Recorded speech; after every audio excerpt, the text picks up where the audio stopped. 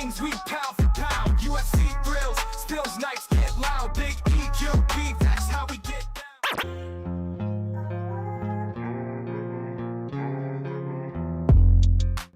Yo, what's up, everybody? Welcome back to another episode of the GRP Watch Party Podcast Edition. We're here on a Saturday, ready for UFC Qatar. We just watched Luke Riley knock out Bogdan. What the fuck was his name? Grad. I don't know why I messed that up.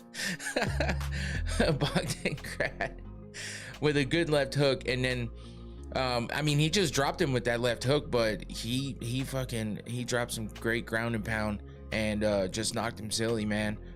Didn't put him out cold, but damn near. So that was a hell of a way to end the prelims. He was arguing the fact that he was out, but I mean, he was on drunk feet, or drunk legs. Either way, you know, you're standing on him, whatever. But that was a nice one. Watching Paddy Pimblett get crazy. Celebrating with his teammate. His other teammate lost earlier today. That was what was the other guy? Ryan Loader, right? No, not Loader. What the hell? Oh, Shaquem Rock. That's who it was. And so he took an L earlier. Decision loss against Nurullo Aliyev. So that was yeah, I mean, there's been some fun, some decent fights. I don't want to go too crazy. I guess there's been half and half. It's been about 50-50, I think. So not too bad on the prelims. As you can see, I got a different type of setup here. I'm just trying something out. Just because when it's a solo, when it's a solo podcast, like by myself for the watch party, I figure it's a good time to try out some new stuff. So that's what I'm doing. And I'm hoping that the chat works well whenever, I'm sure we'll get some people in here in a little bit, but whenever the chat gets going, I will, if anybody's in here right now, maybe just put like a hi or something, give me something in the chat. And so I can just make sure that it's lined up, because for some reason it's difficult to test this chat if I'm not streaming. So it doesn't like to work for me if I'm not actually streaming. So I haven't really been able to test it, but I'll work through whatever I need to when the time comes. But for now, just leading into UFC Qatar main card, we got some great fights on this main card, but let's take a look at the prelims and see what happened with that. As I said, we just watched Luke Riley. Hey mom, thank you for talking in the chat, and that helps me because now I know that I have to fix it. So let me get that done. I'm going to do that quickly on the fly here. Yeah, I just have to resize so that it fits in this box nicely. I know this is kind of strange to be doing on the, there we go. Okay. Thank you for that, Mom. Appreciate you. Love you. And thanks for watching. But yeah, there we go. I think we got it. Yeah, so we had let's see. Let's go from the bottom and take a look at what was happening with the prelims. We had Marek Bujlo versus Denzel Freeman. I got to tell you, Narek Sai, what's up? When it's what? When is it starting? Is that what you're saying? It's the main card's about to get started here in a couple minutes. The prelims just got over with, so we will have the main card going here in just a minute. Hold on, let me move some stuff around here. Yeah, the main card's starting right now at the prelims just finished, so the main card will be starting here in just a minute. So get ready for that because we got some good fights going on. But like I said, we had Denzel Freeman beating Marek Bujlo in the first fight of the night by unanimous decision, I believe. Yeah, unanimous decision there. Denzel Freeman with the win. We had Nurullo Aliyev beating Shaquem Rock by unanimous decision as well. We had a great KO by Ismail Nordiev with the overhand right that finished Ryan Loder. That was a hell of a fun fight. That was in a minute 26 seconds into the first round. It's your TV, huh? What are you saying? I'm trying to figure out what's going on with the chat here, but yeah, I don't know what you're saying, man. Hopefully you can clarify for me. But let's see, Ismail Nordiev beats Ryan Loder by KO in the first round. That was a good one. Alexandre Topuria, not Temporia. Alexandre Topuria. Oh, Armenian. What's up, man? Hey, welcome. Appreciate you for coming in and checking things out. Alexandre Topuria is beat Bezkat Almakhan pretty decisively. Unanimous decision there. So that was a good one. And Topuria just kind of showing, what he can do. I mean, he looks pretty stoic in there. I do not speak Armenian, unfortunately. I'm Mexican, but I don't even speak Spanish very well. So strictly English over here, man. I'm sorry. But I appreciate you for checking out the show. And we're gonna get started here with the reactions to the live fights or to the main card. Live reactions. I break down the fights as we go.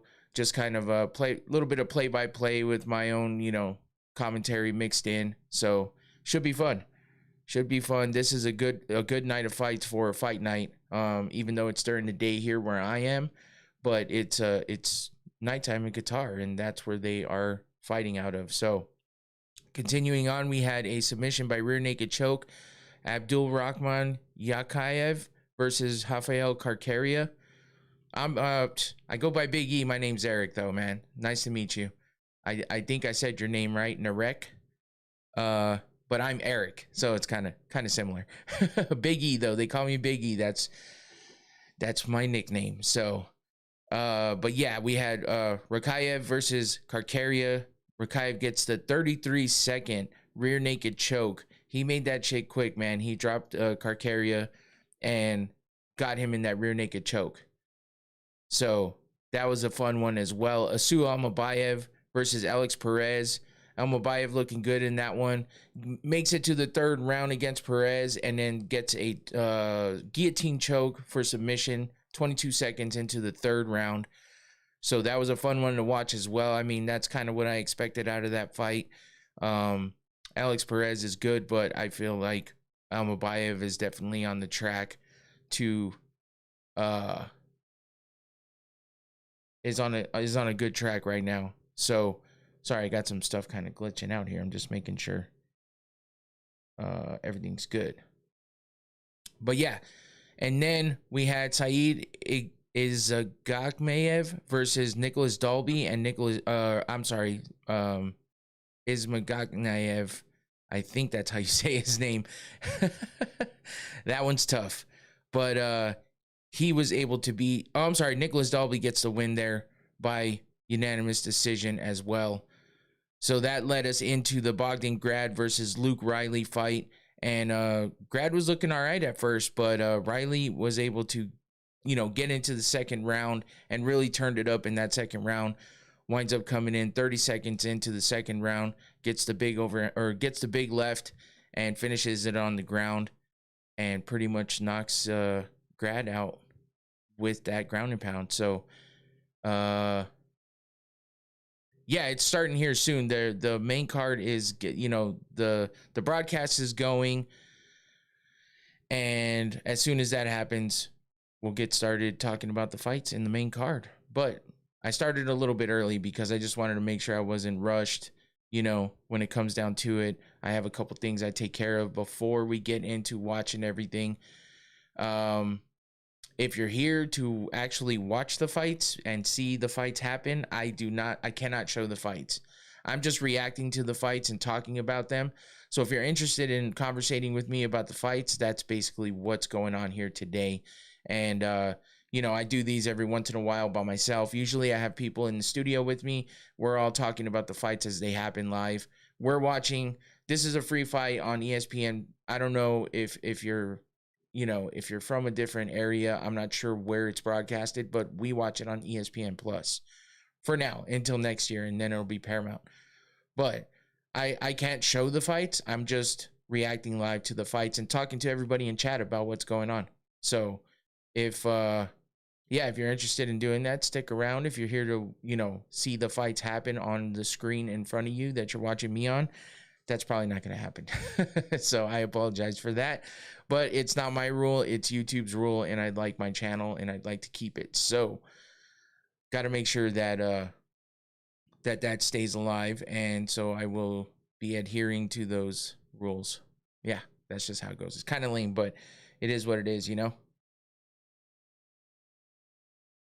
Anyway, just waiting for these fights to get started. I'm here a little bit early, so I want to make sure that I give a shout out to my sponsor, Noctane Smelling Salts.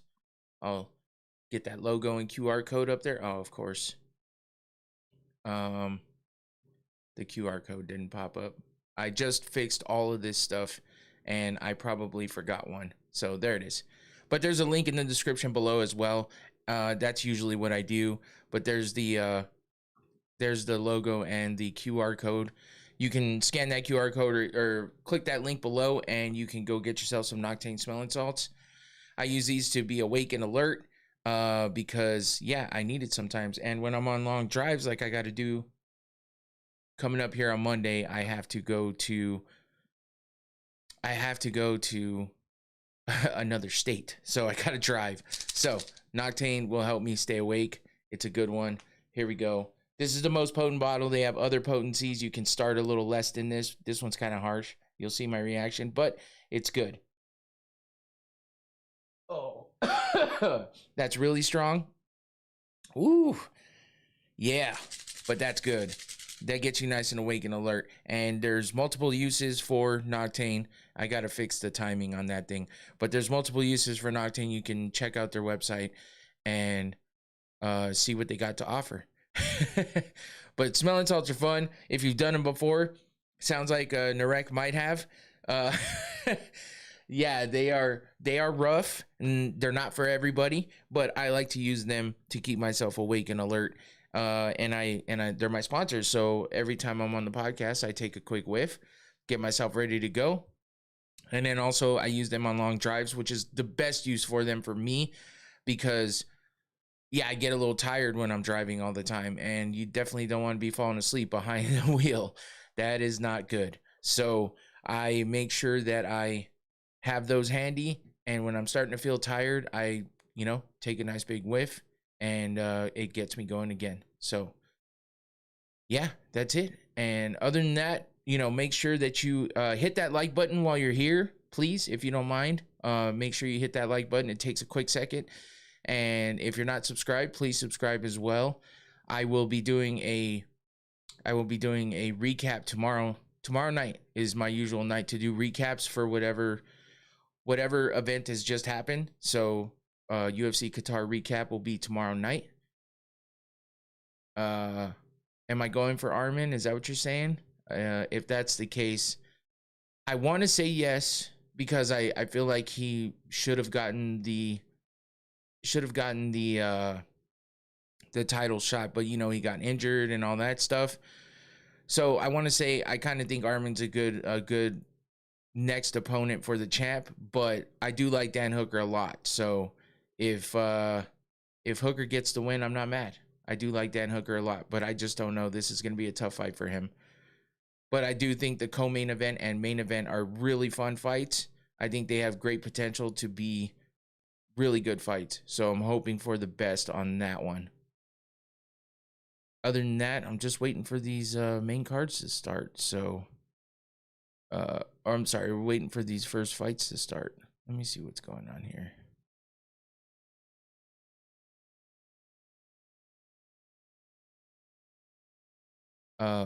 I assume you are rooting for Armin, Tsarukyan, or Islam, but now 2025. I'm trying to follow, man. it's hard. It's hard enough for me to follow things as it is, but What do you mean? Are you trying? Let's see. I'm trying to figure out what you're saying.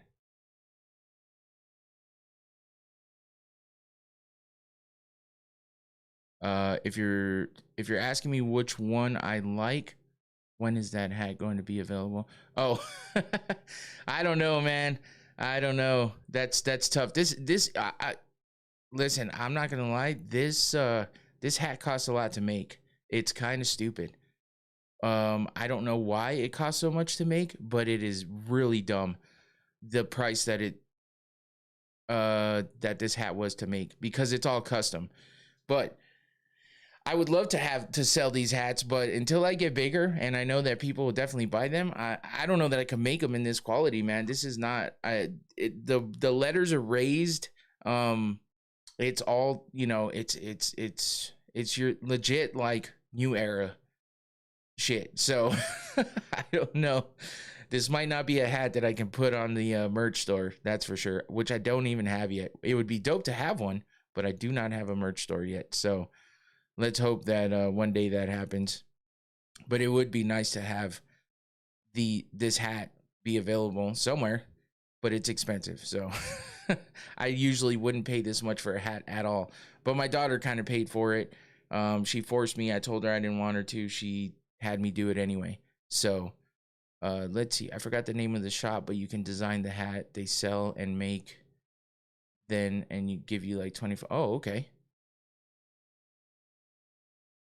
Who win? What you raising? You mean between Tsarukyan and Islam? Oof. That's tough. I don't know. I don't know who I would pick in that one, because that's a tough fight for sure. Hold on, I'm trying to get this to start. There we go. Okay. I'm having a couple issues back here, and I'm trying to fix the chat. I'm doing a couple different things, but I'm about to lock in because they are walking out now, and we will have these fights going in just a second. But Tsarukyan and Islam, that would be an interesting fight. I'm not sure who I would take in that fight. But with Islam going up to 170, that kind of makes it difficult. I don't see Islam ever coming back down to 155. He looked like he was way too comfortable at 170. And unless Tsarukyan goes up to 170, I don't see that fight happening. Because again, just like Topuria, I don't know that I see Islam going down to 155 to fight Topuria, even though everyone's talking about that. So maybe Topuria goes up. So yeah, I don't know. I don't know how that fight would go. I think Islam at 170 is dangerous, and anybody coming up from 155 is going to have a really hard time. Topuria might have a chance. I don't know if Tsarukyan has that kind of a chance. But Tsarukyan's really good, and I think Tsarukyan is a good opponent for Topuria at the moment. It's over or now? Oh man, I'm having a tough time. I'm trying to hang in there with you, Narek. I appreciate you sticking around and chatting it up, but I do struggle trying to figure out what you're saying. So I'm hoping that if you're saying it's over now, like, is it gonna start? It's about to start. We got Tagir Ulanbekov walking up to the cage. He's getting the Vaseline put on his face right now, so we should be getting started in just a minute. It is early, but I am having a drink, but that's what I normally do. And what's up with the technically unsound profile? Did you forget to switch it out, Tommy, or did you just feel like being on that profile today? I was kind of tripped out when I saw that one pop up there. If you're still here, unless you're just trying to get some, activity going on that channel. But first, let's get this going. Here's your first matchup. Little breakdown of what's happening in the flyweight division. 4-fight win streak for Ulanbekov. Technically a 5-fight win streak for Horiguchi. Considering he's been fighting outside of the UFC, he's making his way back now. And here he is ready to go to fight Tagir Ulanbekov, and he's been on a 5-fight win streak outside of the UFC fighting for Rizin. So this should be a good one. People have been waiting for Horiguchi to come back. If you're a new fan, you might not even know who Horiguchi is, but old school hardcore fans know who Kyoji Horiguchi is, and he's been around for a long time. He's not even that old, but he's been around for a long time, and he's been doing well over in Ryzen. So now he makes his UFC comeback tonight at UFC Qatar against Tagir Ulanbekov. So we'll see how he does. I'm excited for his return. He's definitely one of those guys that I enjoyed watching fight. So he is the plus 195 underdog at the moment. So not too much. The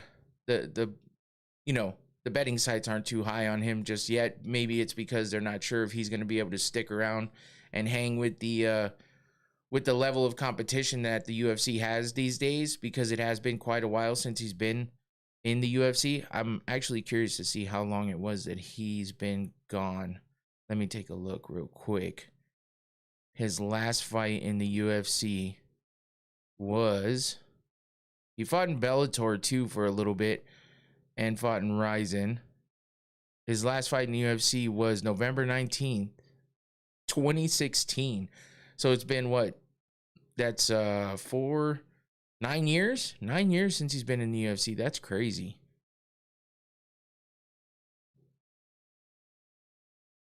All right, so here we go. Getting started. Tagir Ulanbekov versus Kyoji Horiguchi.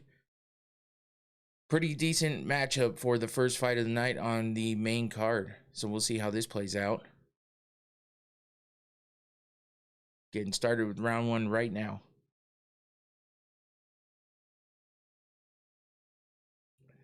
Horiguchi with the fast footwork right off the bat.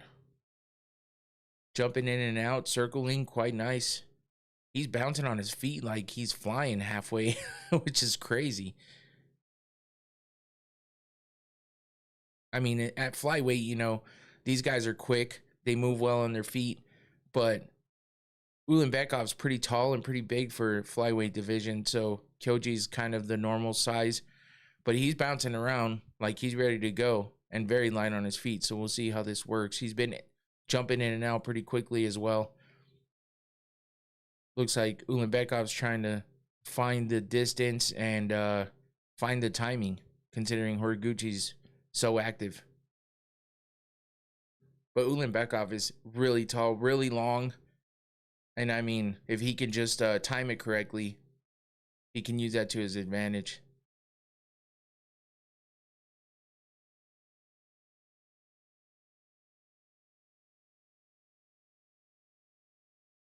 Just kind of a feeling out process right now. I mean, that's usually what happens, but there we go. There's some good exchange, but both fighters were able to move out of the way. Nothing happening there yet. Horiguchi's just circling, man. Lots of circling, very fast too. Ooh, Ulanbekov with a knee up the middle. Horiguchi catches it, tries to take him down. Ulanbekov stays on his feet though.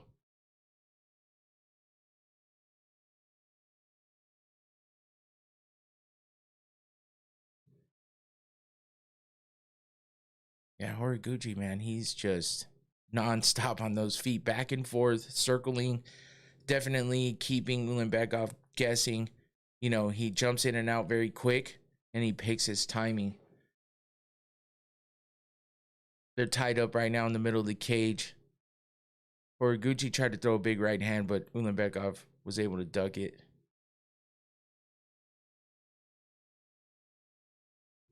I'm just waiting to see when the big exchanges are going to come. They're throwing kind of one strike at a time, and then they've tied up a couple times. Ulanbekov trying to throw that kick up the middle. Not really landing just yet.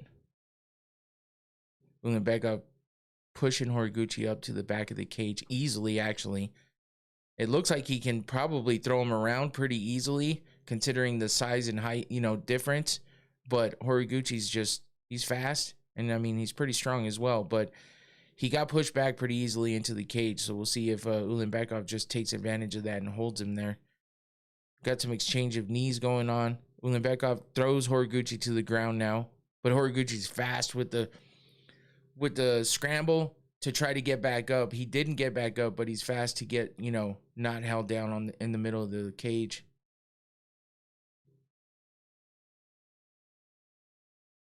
Ulanbekov is just he's pressing forward and trying to move his legs around, but he's not doing a whole lot with it. Horiguchi's just holding his head down. This is one of those positions where it's like there's not much you can do because you're up against the cage. Horiguchi can't get out because he's pressed against the cage. Ulanbekov can't really do much because the cage is there holding him from being able to advance. Now they're back on their feet. 1 minute left in the first round. Not a whole lot of action going on so far in this first round, but hopefully the feeling out process is over. They've gotten a chance to figure each other out a little bit, and maybe the second round will give us a little more action. Horiguchi jumping in with some left hands, but not connecting. Horiguchi's like a little squirrel, man. He just jumps up and down, flies in and out. It's crazy. I haven't really watched him fight since the last time he was in the UFC. I think I watched one of the Ryzen fights, but it's been a while since I've seen him fight. No, I think I watched one of the Bellator fights. But yeah, I kind of forgot how his fighting style is. It's because it's been so long since I really watched a full fight of his. Oh, he threw a leg kick and found himself off balance, falling backwards, which is strange. Ulanbekov did not pounce though, so that's the end of the first. Not a whole lot going on there. That one's a little bit tough to score, considering there wasn't a whole lot of action, a lot of feeling out process. But I think Ulanbekov getting that takedown and having the control against the cage and the control on the ground for a little bit, that might have won him that first round. Horiguchi wasn't able to do a whole lot, so I'm thinking Ulanbekov, barely gets that first round. We'll see what they bring up and what they talk about when they come back on the broadcast. Oh, I know what I forgot. On top of everything else, forgot my nicotine.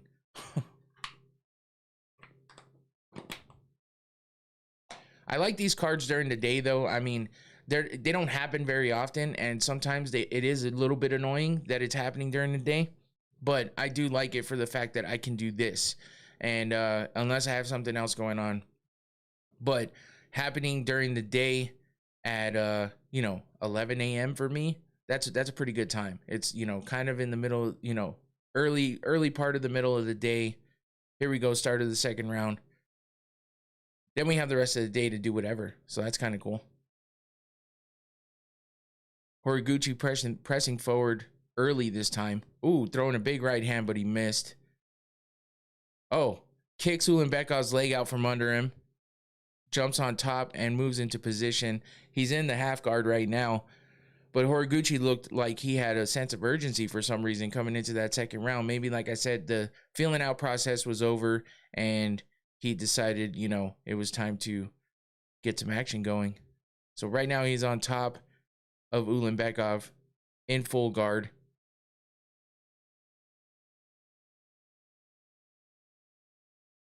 Oh, that big overhand right did catch Ulanbekov. I didn't think it did. I thought maybe it barely grazed him, if anything, but apparently in the replay it shows that he did catch him.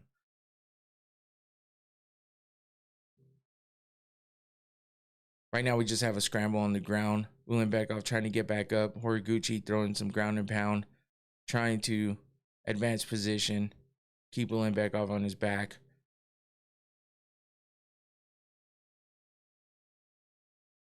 Ulanbekov being so lanky, though, it's making it difficult for Horiguchi to try to hold him down. Now he wraps up a guillotine on Horiguchi. Oh, shit. Horiguchi's got hit Ulanbekov's leg, but nope, he's out. He's out. But that was quick, man. I wasn't sure if he was going to get out of that one. Horiguchi busted open Ulanbekov with that overhand right, too, so Ulanbekov's bleeding right now. Horiguchi jumps to the back, trying to lock up maybe a Darce. Nope.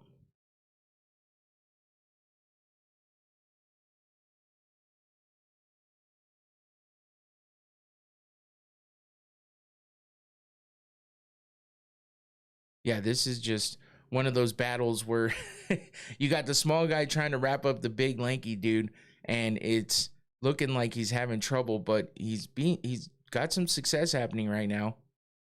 If Ulanbekov won that first round, Horiguchi's definitely winning the second one if it stays the way that it's been going so far, because he did catch some damage, landed some strikes, and got Ulanbekov to the ground, and has been the dominant one on the ground so far for the second round.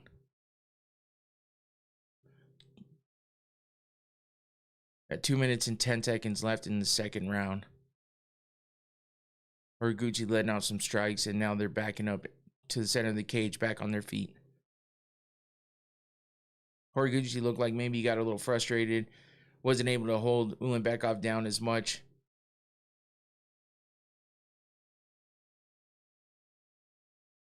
The striking stuff for Horiguchi, man. Ulanbekov is way too lengthy.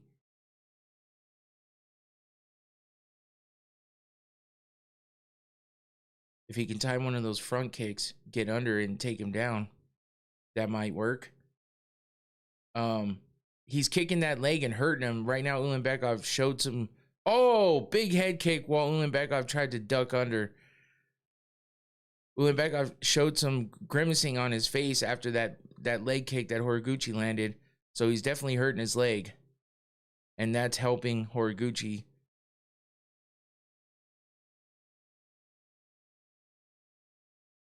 Ulanbekov looks like he changed stance. Maybe? I think he did. Yeah, he's very, very careful about how he got back to his feet, just because I'm sure his leg is just killing him. Oh, big high kick by Horiguchi. Now they're back to the ground.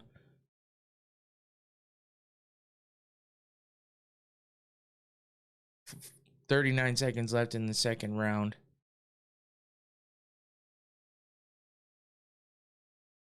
I mean, this has all been Horiguchi in the second round, man. Between the damage he's caused on the feet, the leg kicks have been great and causing damage as well. And then anytime they're on the ground, he's on top in the dominant position and constantly trying to advance. Also throwing some effective ground and pound throughout the time on the ground as well. 5 seconds left in the second round.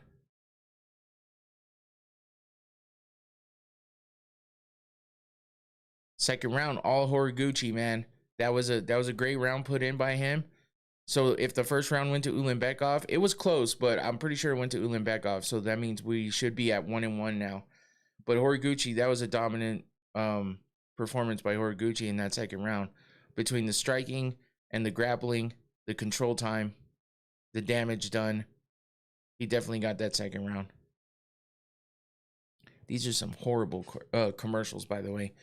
So one thing I hate about watching stuff live, when it's not a pay-per-view, you have these commercials and it sucks. But we're probably going to have to deal with that a lot more when it comes to Paramount Plus.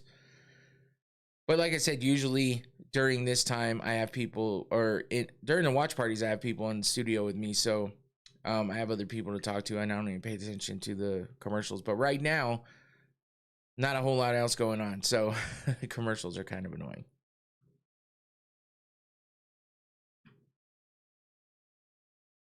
All right, back to the action. Here we go. At least the commercials are short. I'll give them that. UFC 323 next month is going to be a good one. Lighter fighters at the top of the card. Ooh, Horiguchi with a good inside leg kick. Oh, and a good left hand followed up. Drops Ulanbekov. Ulanbekov seems to want to go to the ground anytime he gets hit. And those leg kicks might have something to do with that. And Horiguchi's just going to do a lot of the same that he did in the second round here if Ulanbekov doesn't try to do anything different. Because he doesn't get dropped every time. He almost drops himself to the ground every time he gets a big attack landed on him. Horiguchi's just all over the place. Super fast transitions. He's doing well on the ground. Ulanbekov just seems overwhelmed at the moment. And I'm sure the leg kicks that were damaging had a lot to do with it. Horiguchi still looks elite. Oh, yeah, that's one of the Horiguchi swings the momentum hard in round 2. It's all tied up 1-1. Okay, good. At least I'm on track with what everyone else is saying at the moment. The last time it wasn't so much, but Horiguchi's definitely looking good. Will he get a finish, though? We got 3 minutes and 43 seconds left in the third round. He's got a lot of time to work with. Ulanbekov's trying to control Horiguchi, but Horiguchi's just too fast. He makes his way out of everything so far. Ulanbekov with his back against the cage on his butt. Horiguchi just working for position. There's that left hand in the replay, landing right on the chin, turning Ulanbekov's head. He definitely dropped him with that one. That was not Ulanbekov just dropping himself. Back to the feet, but Ulanbekov doesn't look good on his feet right now. He looks, oh, big head kick again. Ulanbekov keeps ducking every time Horiguchi winds up for a shot. Like, why is he doing that? I don't know. He folds his body in half, and Horiguchi takes advantage by kicking him in the head. And now he's wrapping up a choke after some ground and pound. That is deep. I guarantee Ulanbekov taps. Ulanbekov's definitely going to tap, or he's going to go to sleep. He went to sleep. Holy shit. Great fight by Horiguchi. Turns it up in the second round after probably losing the first. Not by much, though. And, man, he went from here to here so quick. Holy shit. It's 1 o'clock. Is that what you're saying? Where you are, it's 1 o'clock?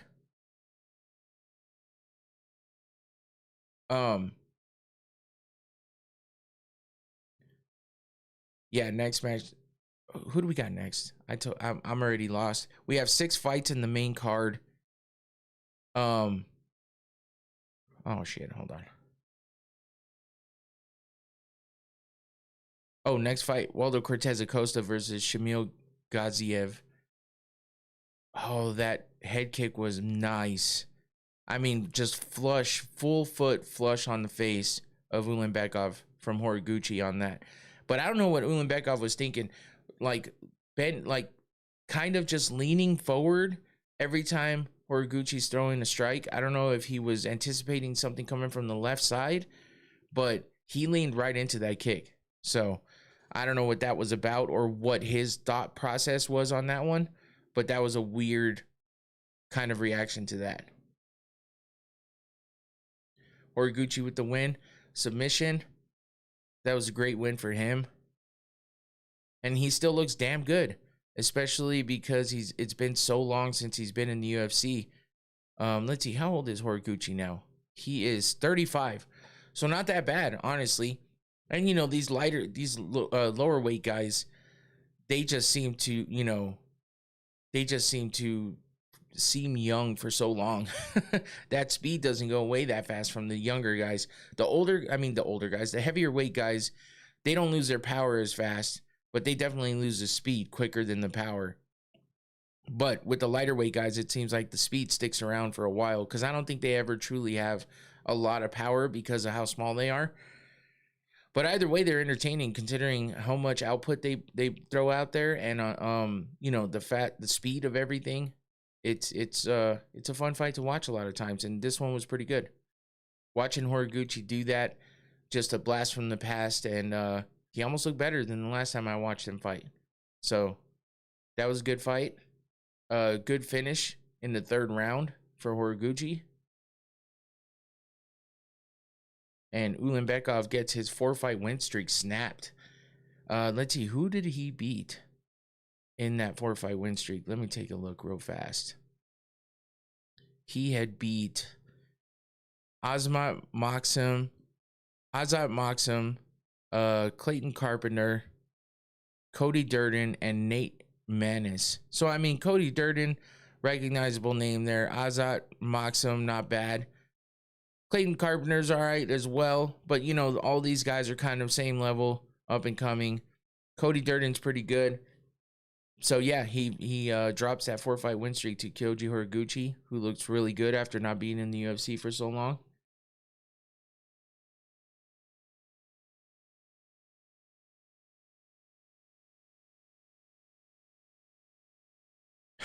He's just talking about how good he feels coming back to the UFC. So it says longest active win streaks, and he is now up to 4. So what was I looking at? Because I'm pretty damn sure it said 5-fight win streak. Maybe they snuck in a grappling one there. Hooker versus Armin. It's 1 o'clock.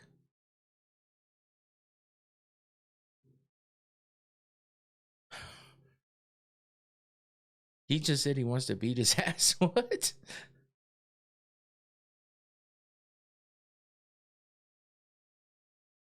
Oh, Pantoja.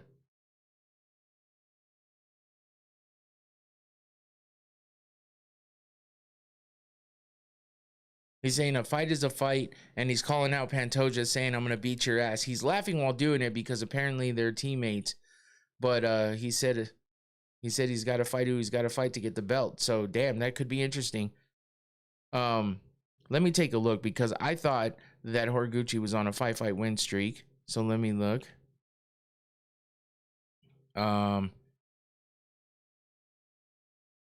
Let's see. Ulanbekov, Zulu, that was Ryzen. Pettis was Ryzen. Shinryu, that was Ryzen. So that's 3. Bellator versus Ryzen. Okay. He won that one. And then he won. So this is like I don't understand that, what they just put up there. That's a weird stat. I don't get it, but whatever.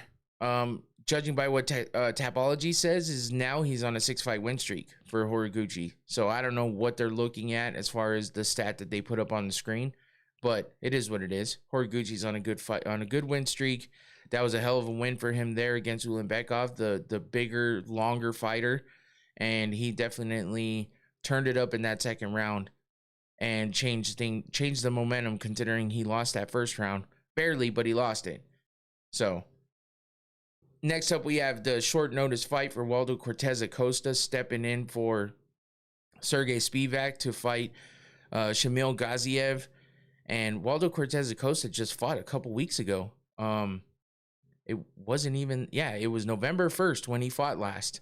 So not even, 2.5 weeks ago? Which is crazy. But Shamil Gaziev, he's a badass, and he's definitely going to be a tough opponent for Waldo Cortez Acosta. 14-1 for Gaziev, 3-1 in the UFC. Acosta is 15-2 overall, 8-2 in the UFC. We'll see how this fight goes. I feel like it has potential to be a good one and maybe end early. Oh.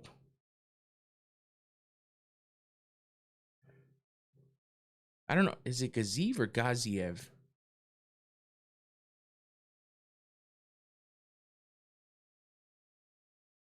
They're just showing highlights from his previous fights, including Thomas Peterson was his last one. First round finish, TKO win. That was back in February for Gaziev. He lost to Jairzinho Rosenstruck. That was his only loss. He beat Martin Boudet, Dontel Mays, Thomas Peterson. And he's coming from the Contender Series. So Cortez Acosta, we all know, just fought not too long ago and beat Ante Delia with that weird eye poke situation where it looked like Delia actually finished him.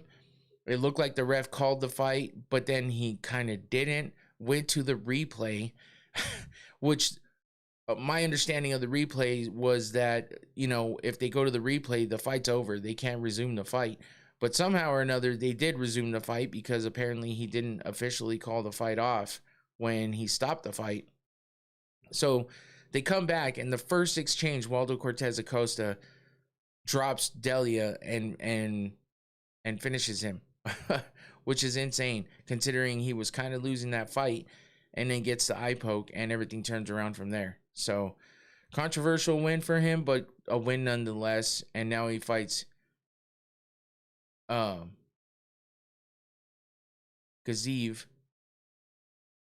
2.5 weeks later, which is crazy. Actually, 3 weeks later. What are we at?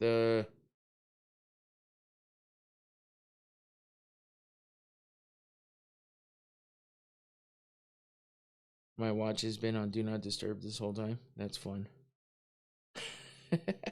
I was like, why is my watch not turning on? Today's the 22nd, so definitely 3 hours. 3 weeks. 3 weeks ago to the day, really, is when Waldo Cortez Acosta fought last. Salsa Boy with the win in his last fight. So this should be interesting. We'll see how Acosta does in this one. At least we know his eye wasn't that bad, because if it was, he wouldn't be fighting this soon.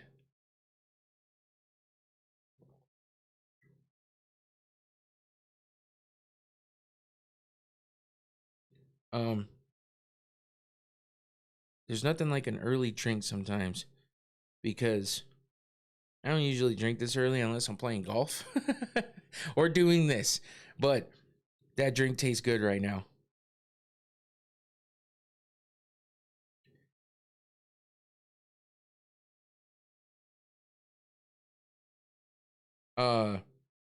I'm just checking on news here because, you know, you get things coming in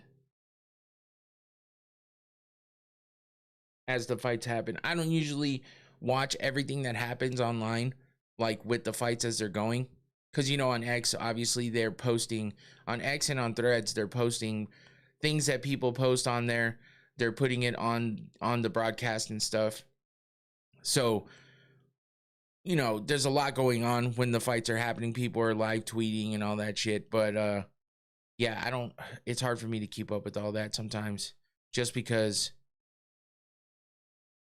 it's like, there's so much that comes in.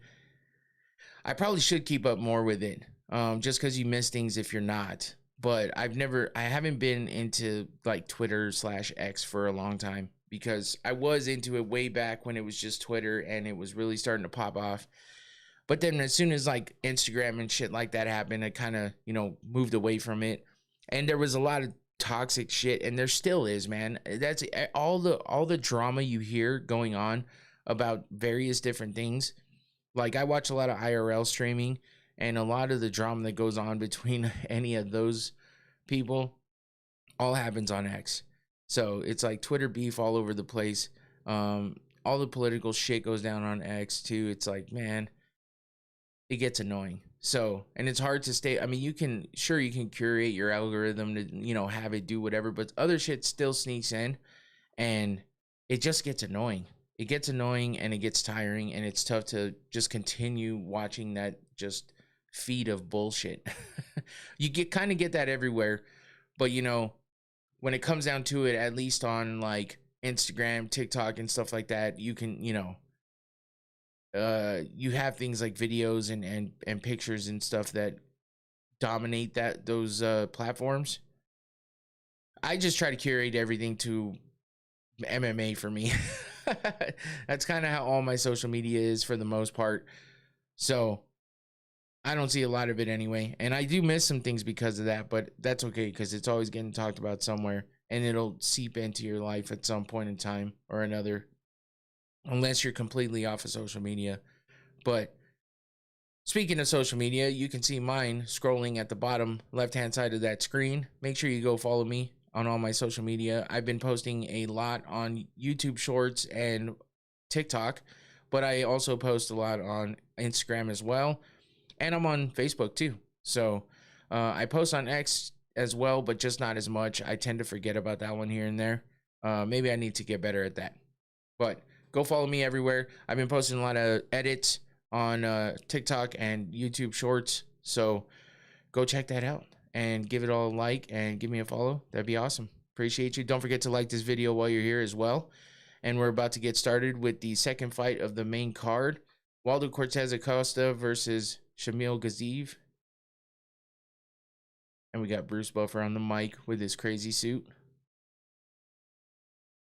Here is your second matchup. Cortez Acosta coming off a win over Ante Delia, like I said. Shamil Gaziev coming off that 2-fight win streak. Thomas Peterson and who was the second one? Dontel Mays. He beat Dontel Mays by decision, beat Thomas Peterson in his last fight by first round TKO. So we'll see what kind of a fight we get here, considering what happened with Acosta in his last fight with the eye poke and then coming back and dropping Delia and beating him. Fighting out of Phoenix, Arizona, which I didn't even realize until like 2 fights ago with Cortez Acosta. He's holding his arm, his left arm, oddly to his side and in front of him. Hopefully that's, and he's trying to fist bump Buffer. There it is. There's a fist bump. But he was holding his arm kind of weird. So yeah, you never know. Sometimes you see stuff like that and you're like, is he injured? That was kind of a weird way to hold his arm. Almost like it's been in a sling and he's kind of used to having it there. Hopefully that's not the case. So we get a good fight here.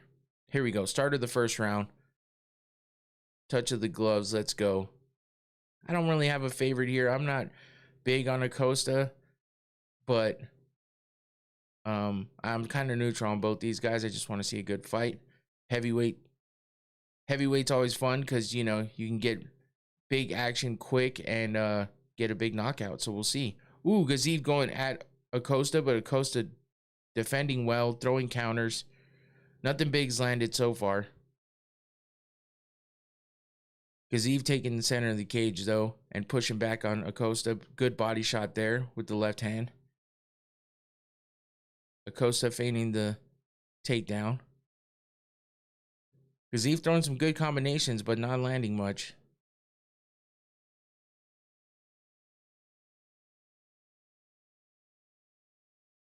Good left hand by Acosta. One at a time, though. He's not putting anything. Oh, good left hook. Oh, Acosta drops Gaziv. Oh, shit. He tries to finish him on the ground, but Gaziv ties him up. He is still wobbled, though. Acosta going for the kill. And he back. Oh, good left hand. Good jabs. Gaziv looks a little better on his feet now. Oh, big right hand and drops Gaziv. Waldo Cortez Acosta. Holy shit. This motherfucker is unstoppable right now. What the fuck? Poke him in his eye. He keeps going, comes back and knocks your ass out. Now he comes over and drops Gaziv and finishes him with a fucking couple days notice or some shit. I don't even think it's been that long. I think, what, 3 or 4 days notice, maybe? I don't even remember at this point. I cannot believe this shit. Fucking Salsa Boy. It's such a stupid nickname. Oh, that left hand count, that left counter was good. That's what dropped Gaziv the first time.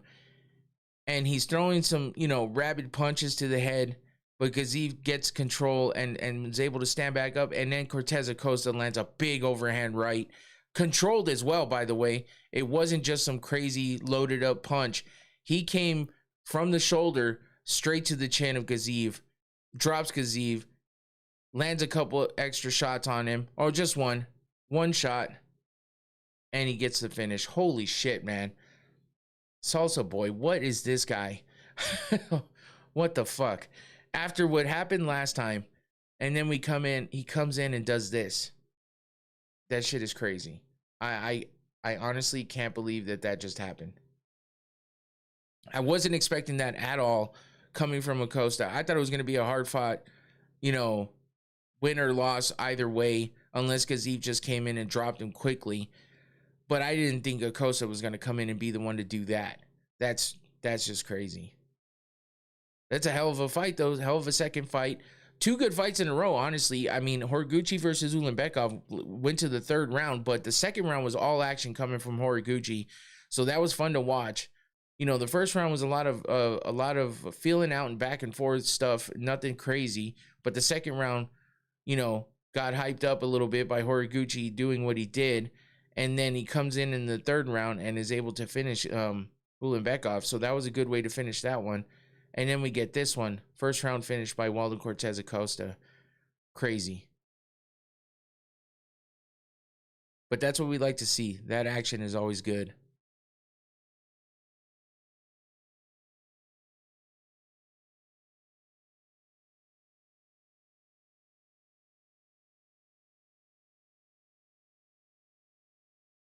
UFC 323. Dvalishvili versus Yan 2.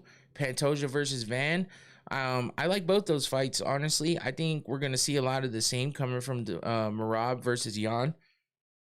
But I feel like that Van versus Pantoja fight's gonna be fun. I feel like that's gonna be a very interesting fight. Oh shit. Acosta has a goddamn eye patch on. What is this shit? With the normal red headband as well.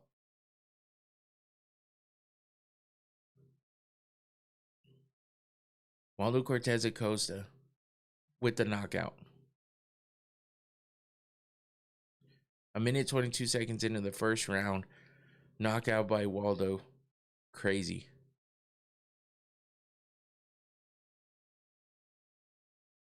Five fights this year. 4-1.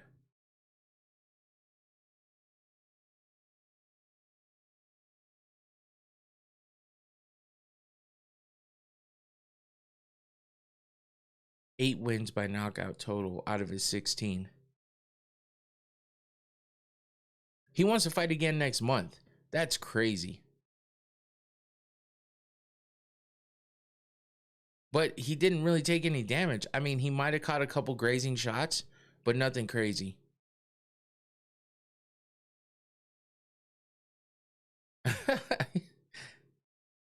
He had trouble. Man, I'm becoming a Waldo Cortez Acosta fan, man. I wasn't really a big fan of his. He just kind of, I don't know, just something about him I didn't really like. But, I mean, you got to give him his props. 5 fights in the year. 4 of them are big wins for him, especially with the adversity he faced in the last one. Comes back and takes out Delia in the first exchange with that same right hand, I think, too.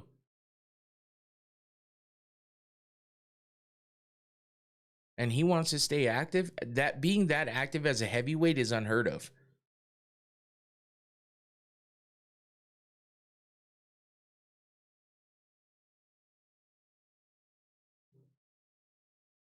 He won't quit touching his cup, which is weird. Now we know that he was not injured at all. The way he was holding his arm. I was just like curious about that because of the way he held his arm up. Looked like he had been in a sling before or something, and he was kind of used to resting his arm right there. But that wasn't the case. Because, yeah, that was a hell of a win for him.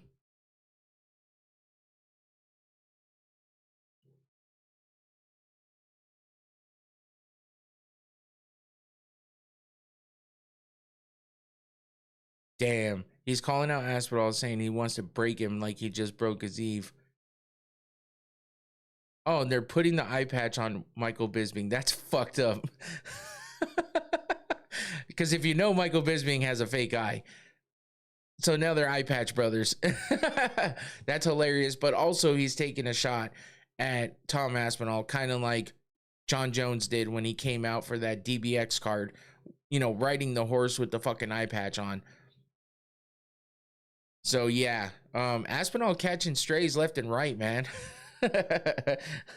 But yeah, that was interesting. And you got to give it to Acosta, man. That motherfucker has done a lot this year. And especially within a month, he fights 2 fights, gets 2 fucking KO wins in the first round.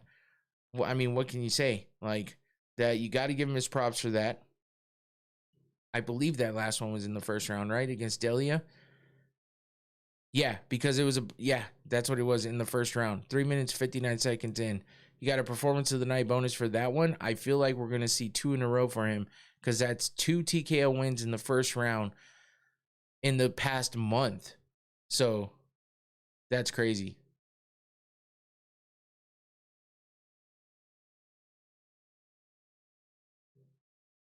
His only loss was to Sergey Pavlovich this year, and that was by unanimous decision back in August.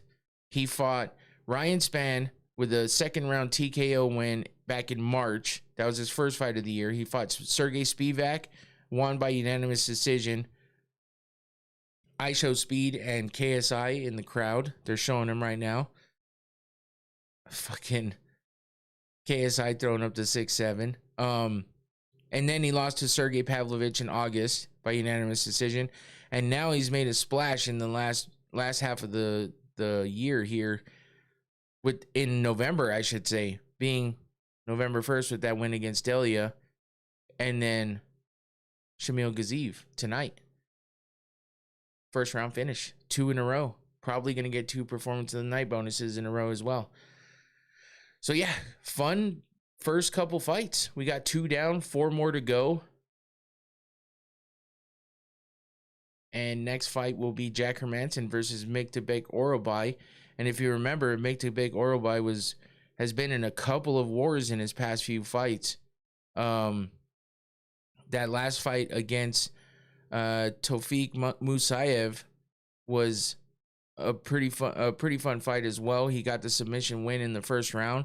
He had that crazy battle, just bloody, crazy battle against Mateusz Rebecki, where they got the fight of the night, and he lost a split decision to Rebecki in that one. But that was a crazy fight. So, and then he came back and faced some adversity against Musayev as well, but gets the Kimura win in the first round. So now we'll see how he does against Jack Hermansson, who's coming off of a nasty knockout loss to RoboCop just like 4 months ago. And I'm talking like nasty knockout, out cold. And just 4 months later, he's fighting again. So we'll see how that goes for him. If his chin holds up, is it compromised now because of that knockout to RoboCop? And will Orobai be able to take advantage of that? Or will they get into another crazy war like Orobai has been doing lately?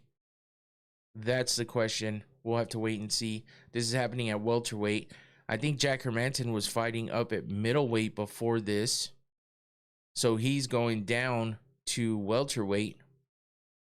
Yeah, for sure he was fighting at middleweight before this. And then Miktabek Orobai was fighting. Let's see. Oh, he was fighting at welterweight before this too, right? I think so. Yeah. So it's just Hermansson coming down from middleweight to fight at welterweight. So maybe that'll help him out. But you know, with the weight cut, you have to cut more weight after getting dropped like he did and knocked out like he did against RoboCop. That's crazy. Because you know, the more weight you have to cut, unless he just wasn't cutting a lot of weight for middleweight, and you know, maybe he was more of a natural middleweight. So that's why he wants to drop down, because it wouldn't be hard for him to cut the weight to welter.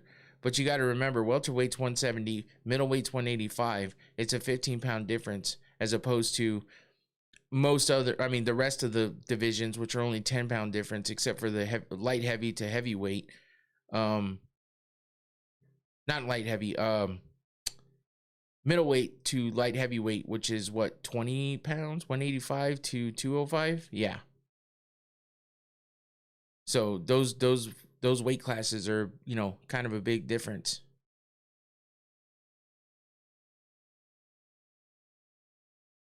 They're just showing a preview now of Merab versus Petr Yan, talking about their beef.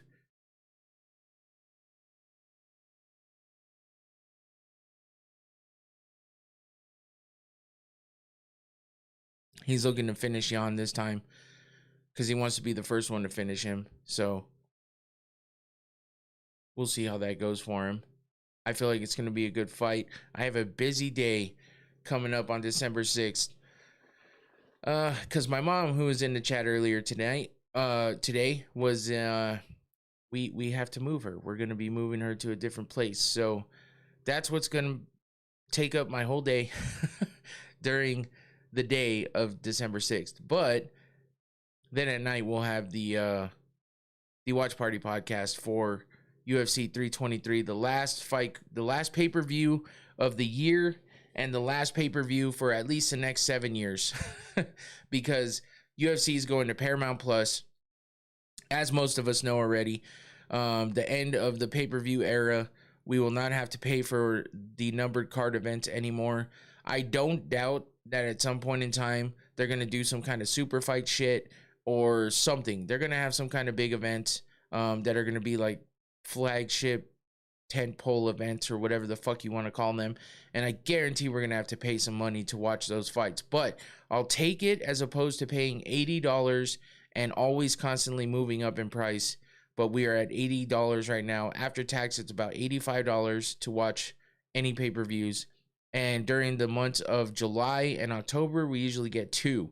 And that means, you know, double the money you got to pay. So we're paying like 160, 170 bucks to watch fights on pay-per-view uninterrupted, because obviously there's other ways to find the fights, but I don't like to deal with that shit. I want to watch the fights uninterrupted. That's why it pisses me off so much when there's broadcast issues on the main broadcast that you pay for, because we pay enough money for that shit. So now, instead of having to have the app, a subscription to the app, and then having to pay for the pay-per-views, you just have to have the app and have the subscription to the app, which I'm sure Paramount Plus is going to raise their prices. We've already kind of seen that being talked about. I think they actually confirmed that they're going to raise their prices at the beginning of the year. Makes sense, because now they're carrying the UFC, which means they're going to get a lot more customers coming over to subscribe to their, you know, to their programming. And with that, of course, they're going to try to make as much money as they can. Even though more customers, more subscribers means more money already, they're going to capitalize on that and make even more money by offering more and making you pay more. But I'll pay $20 a month for it if that's what it is. I don't even remember what I pay for it now. It's probably like 13 or 12 or 13 bucks now. I pay by the year, so I don't even know what it is per month. I just pay the year outright, so I don't have to worry about it. But that's me. Not everybody does that. So I might actually pay a little less than that. But either way, even if they up it to $20 a month, I mean, that's better than $80 a month, plus my extra $10 or $11 a month for ESPN Plus.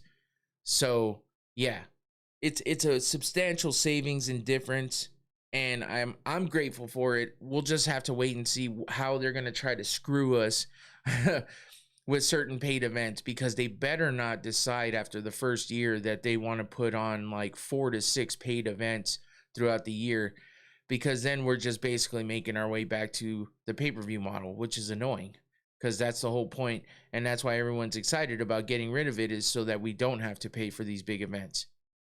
The biggest of the big events are usually the pay-per-view numbered events, and that's usually what you have to pay for.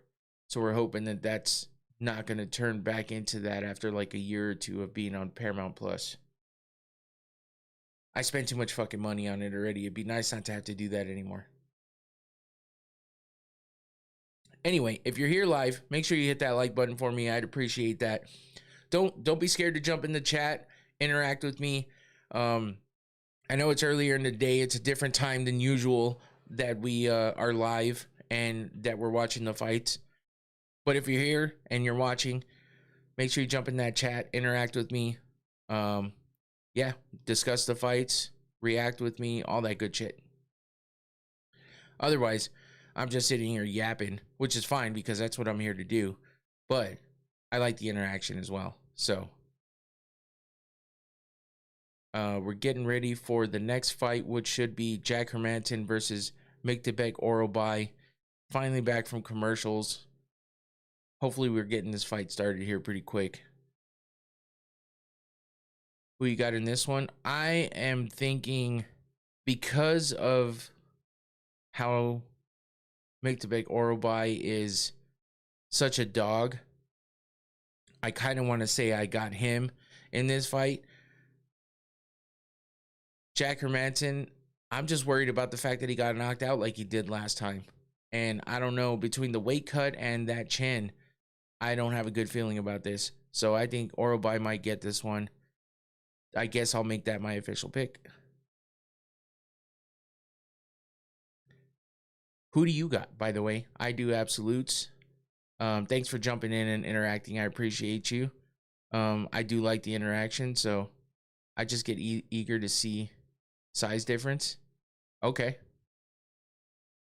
Yeah, I mean, I'm just worried that, you know, it's going to affect him negatively, just because the weight cuts are already something that we have to deal with, you know, watching people struggle with.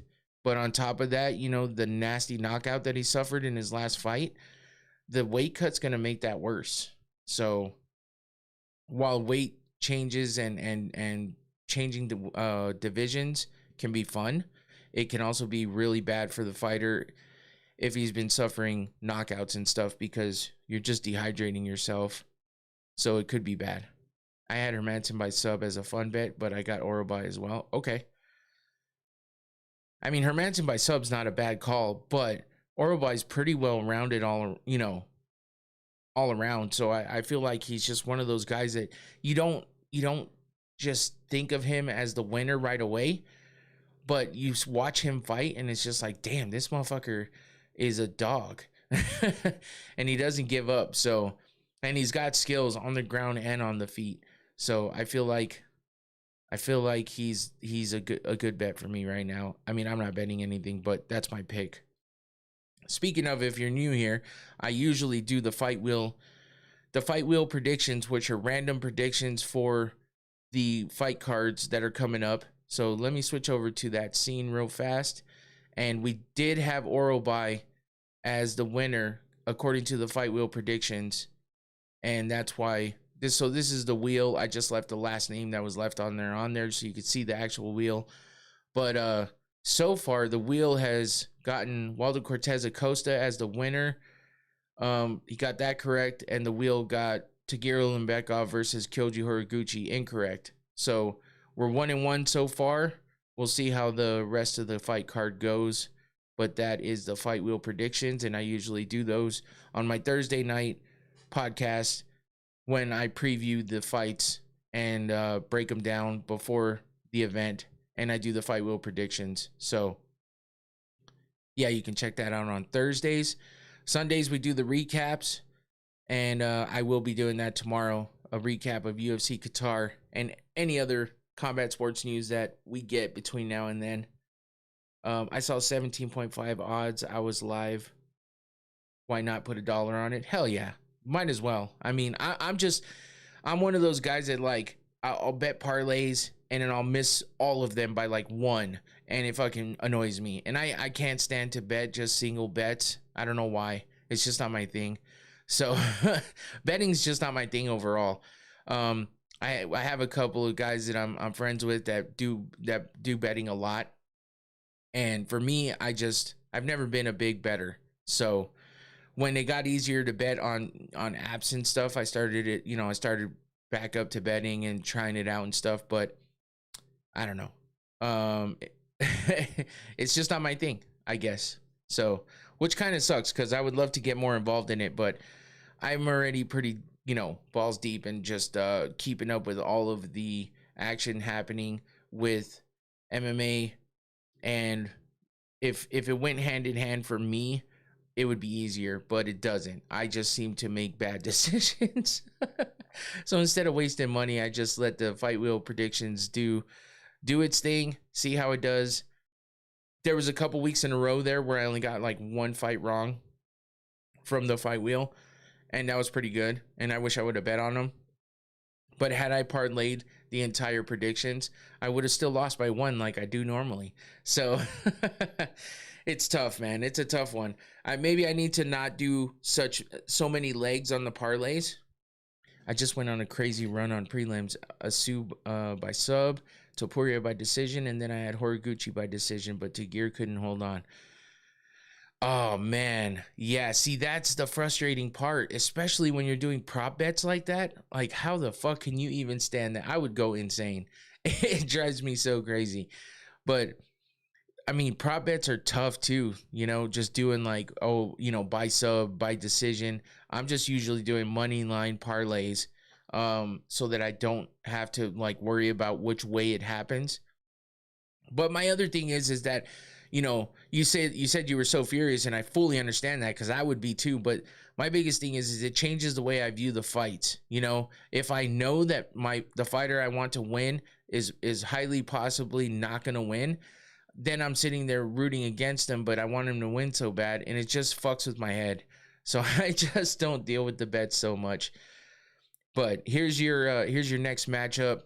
Jack Hermanson versus Miktabek Orobai in the welterweight division. Hermanson coming off a loss, Orobai coming off a win. I need to extend that time because it goes by quick, but let me take a look at one more thing real quick. Orobai's never been finished on the ground or by sub, has only been only lost by decision. So that's interesting. And yeah, I'm gonna actually change the time frame on that because that goes by super fast, and I did not realize it was that fast. I like it to take a little bit longer just to get a good look at what's happening. But here's Bruce Buffer announcing the fighters. We'll get the fights started here pretty quickly. Yeah, I just do it on prelims to make it interesting. I don't usually bet on main events. Okay. No, that's cool, man. That's fun. I mean, I wish I could do it more. I really do. When I think about it and I don't have a whole lot else going on, I'm like, fuck it. I'll give it a shot. I did it last pay-per-view, and I was doing pretty good, and then I just, of course, one fucking fight killed me. So it is fun. I usually only do a total of like $20. I'll do like 4 different parlays at $5 a piece. Or if I find good action on something, I'll do maybe $10 on one and a couple of other parlays. But I just don't have good luck, man. I don't. I wish I did. I've only won once out of the bunch of times that I've bet, and it was like one of my smaller bets. I just have bad luck with it. I think I'm not meant to bet. That's the thing. Gambling's never been that my thing. I don't mind playing some card games here and there, some poker, blackjack or something, and playing on some slot machines in Vegas. But yeah, gambling's just not my thing, I guess. Here we go. About to get started with the first round. Jack Hermansson versus Miktabek Orobai. It definitely happens to everybody for sure. Here we go. Start of round 1. Orobai jumping out quick. Hermansson definitely looks bigger, but Orobai comes out fast with some confidence.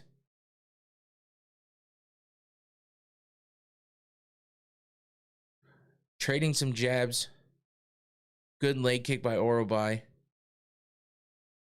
Hermansson looks like he's in really good shape. He doesn't look like he looked bad in his weigh-in, but he doesn't look bad in the cage. Good exchanges here. Nobody landing anything too flush yet. Ooh, good body shot by Orobai and good jab by Hermansson on the comeback.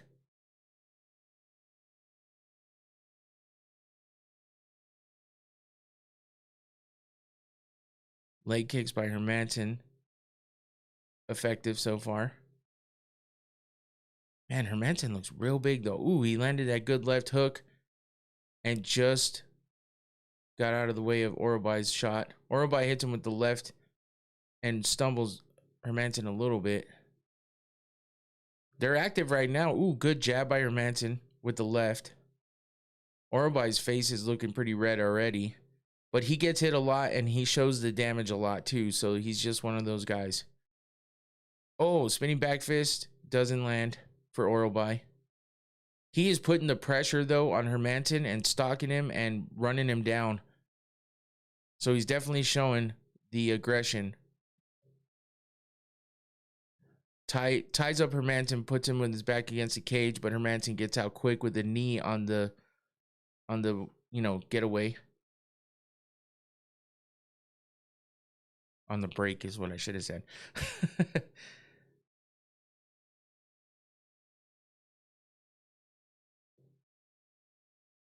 Couple shots by Orobai missing. I'm surprised Hermansson's not throwing more high kicks.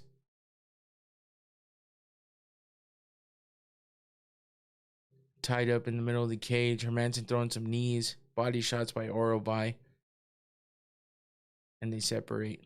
Oh, big right hand by Orobai. Stumbles Hermansson back a little bit. Jack's covering up, but Orobai's getting through still. Ooh, good uppercut by Orobai. Big shots following up. Oh, and he drops Hermansson with the big right hand that gets through the guard. Knocks him out. Holy shit. That's exactly what the fuck I was worried about with Hermansson, which is why I was picking Orobai. Because holy shit.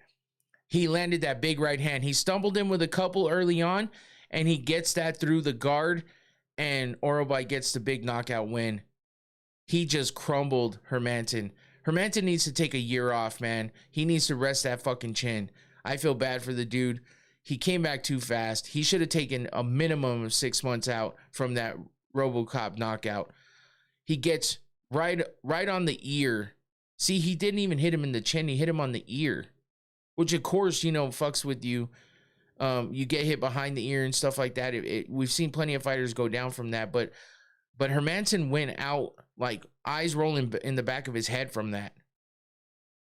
That's exactly what I was saying. I was worried about him with that.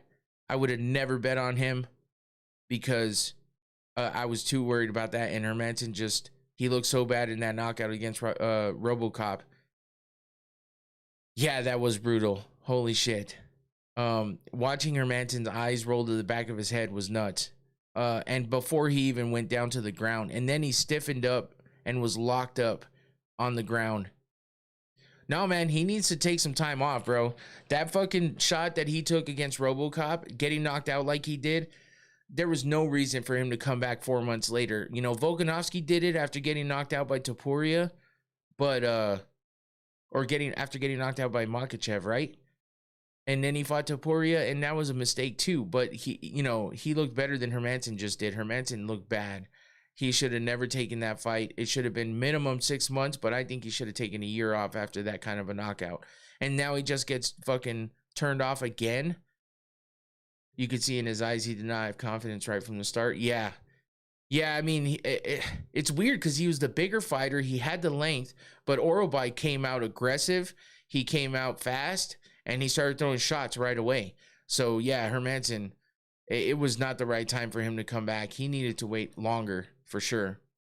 And now if he doesn't take another year off, at least, he's looking at a career-ending fucking fight on his next fight if he tries to come back within 4 to 6 months of this happening. He needs to take a lot more time off than that because he clearly doesn't heal up from that as quick. So that was a tough one to watch if you're a Hermansson fan. It's a tough one to watch in general. But that was a great knockout by Miktabek Orobay. And this has been a great fucking main card, man. After the few real good fights that we had, leading into the main card, we had that last fight on the prelims, the featured prelim, where we got that knockout there too.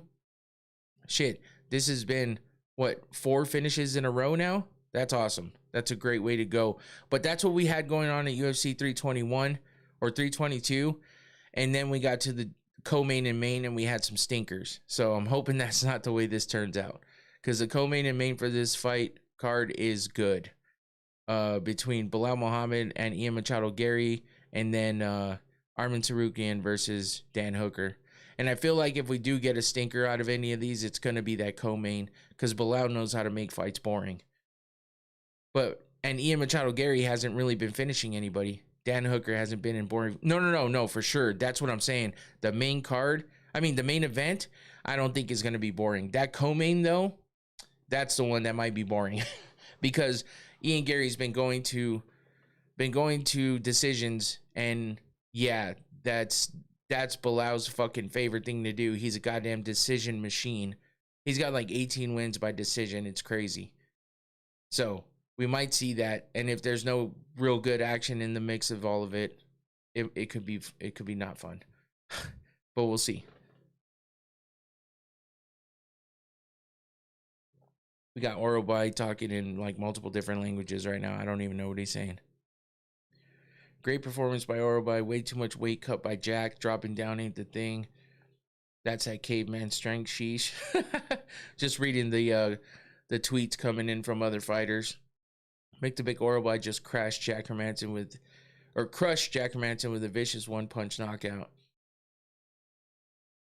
Orobay has scary power. Yeah. And that's what I was worried about with Hermansson being the weight cut. Like I said, the fucking weight cut, man. How you going to get knocked out at middleweight, try to fight 4 months later after such a bad knockout, and also have to cut weight? That's insane. He's too big for that shit. If he didn't get knocked out like he did, maybe it would have been okay, but it still would have been a chance to be taken. But that was just a stupid move on his part. Whoever let him do that needs to be fired. Where's his team at? Why the fuck aren't they like telling him this? And maybe they did, and he was just being hard-headed and wanted to do it. But that was a bad choice. That's a bad career choice, and it could make the rest of your career garbage. Because if his chin is gone and he can't take a punch anymore, He can't be in the UFC anymore. That's 2 losses in a row, both by knockout. Vicious knockouts, too.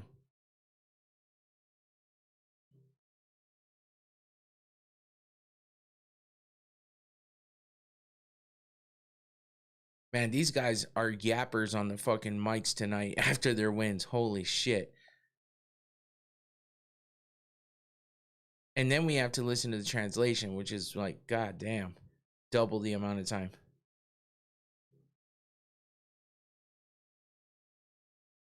Victor Orobai, big knockout win over Jack Hermanson.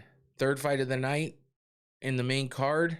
3rd finish in a row. 4th if you count the featured prelim. 4 finishes in a row. Not bad, man. Not bad at all. So far, so good.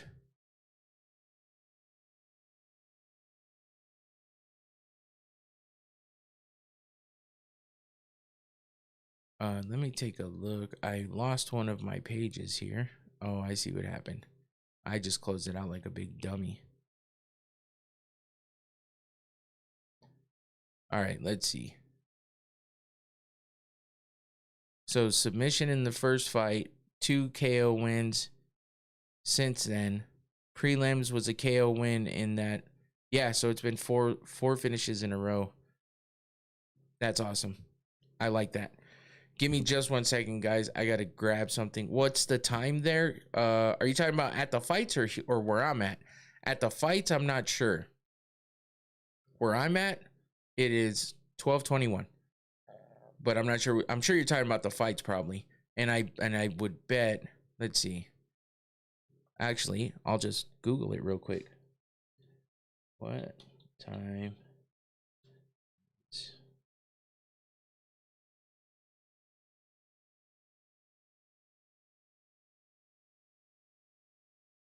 It's 10:21 p.m. at the fights.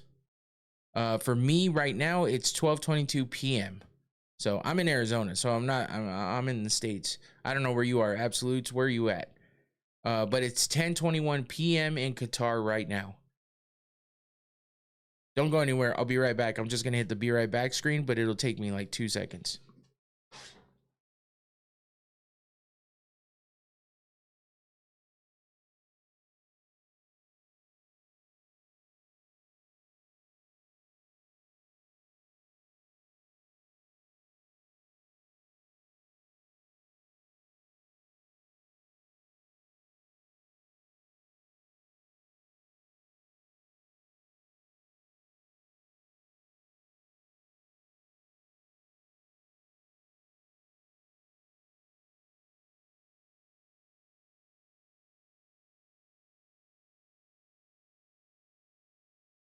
Okay, we're back.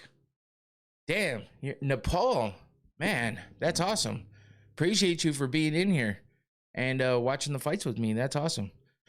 1 a.m. Holy shit. Staying up late for this one. My sleep schedule is fucked because of it. Yeah, I bet, man. Holy shit. But I'm assuming you have to watch all the well, if it's 1 p.m., what time are the fights on normally? Because this one is obviously it's a daytime card for me. But if it's 12:23 p.m. here and it's 1 a.m. there, shit, I can't do the math. But yeah, the normal like say pay-per-views, you know, what time are those on for you? That's kind of crazy. I mean, I know that they were talking about whether or not the time schedule was going to change because of the fact that they're going to be on Paramount Plus now. And with that, you know, they don't have to adhere to some kind of schedule. If it's on US, then the main card usually starts at 8 a.m. in the morning. Oh, okay.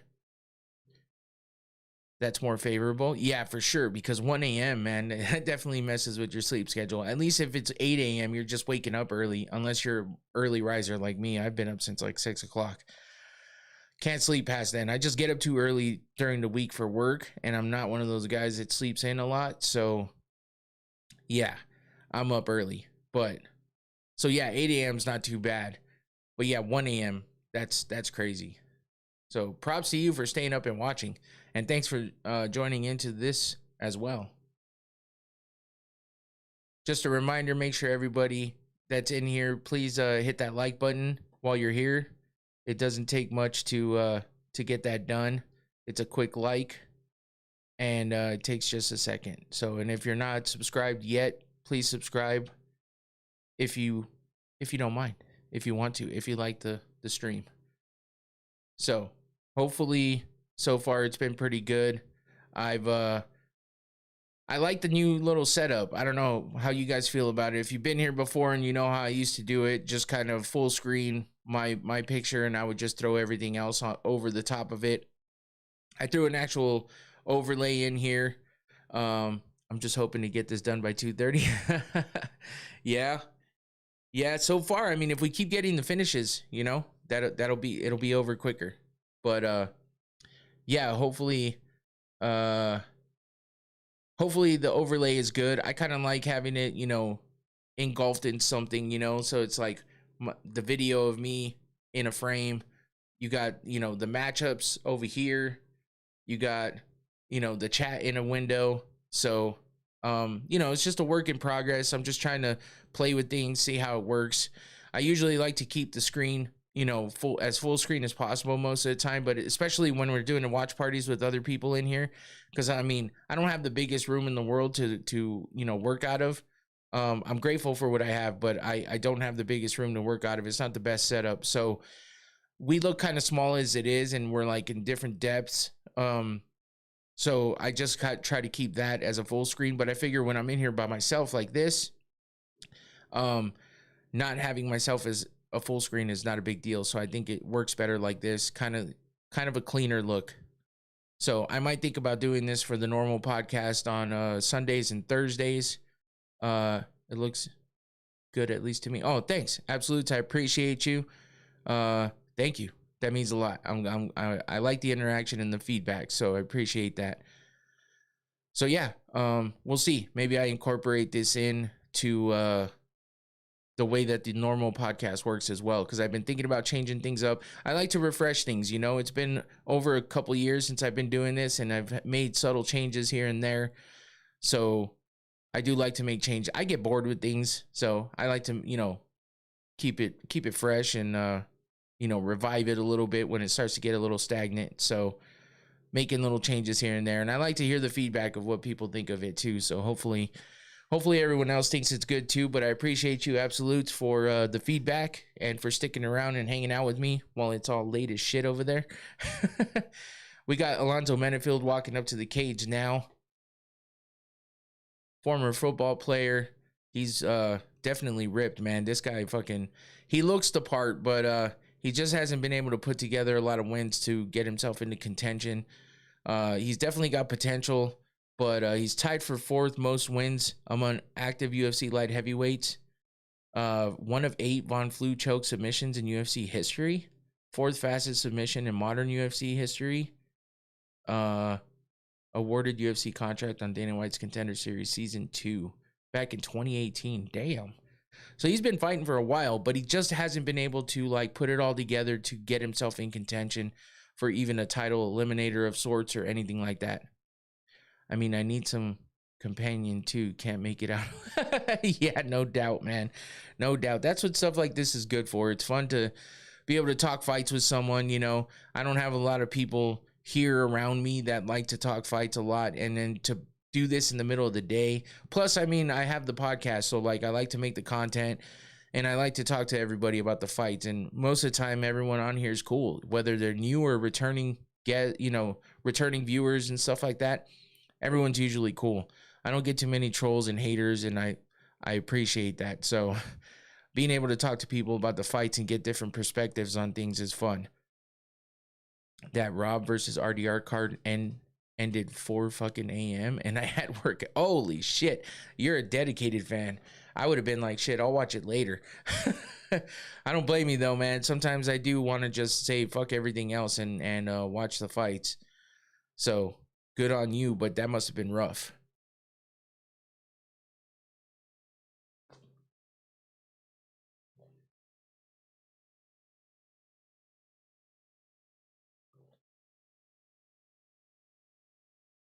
Yeah, I used to have like big watch parties, like like actual party at my house to watch the fights. That was back in the day when I was a little bit younger. I mean, it wasn't that long ago for me, honestly, the last time I did it, but a few years ago. But I quit doing it just because a lot of people got busy, you know, people having kids, life. So I switched up, and when I started podcasting, it's like, well, if it only makes sense for me to do watch parties on the podcast, it's content, you know, people getting views and people jumping in and talking fights with me. It's always fun. So this way seems a little better. I miss some of the big parties we had, but I wouldn't be able to watch all the fights closely. I'd have to wake up. I do it anyway, but I wake up the next morning and watch them again. But yeah, I would miss a lot of stuff because I'd be too busy, like, you know, interacting with people in real life, conversating with people. People would be asking me questions, stuff like that. And we're drinking all the time. So by the time the main event starts, we're feeling kind of tipsy. So the nights were fun, but yeah, we outgrew that a little bit. So here's your next matchup. Volkan Ozdemir versus Alonzo Menefield, light heavyweight fight. Menefield's on a 2-fight win streak. Ozdemir's on a coming off a loss. Menefield's never been subbed, so that's the only big standout in any of those categories there. It's all good. Most of the times I feel for UK crowds who, though they get pay-per-view at 3 a.m. Oh, yeah. Yeah, I've heard a lot of those complaints. So when we have to do it, like when it's in like Japan and shit, and it's like 1 a.m., 2 a.m. fight cards, that's kind of crazy too. And I've thought about waking up and watching some of those, but yeah, it's tough.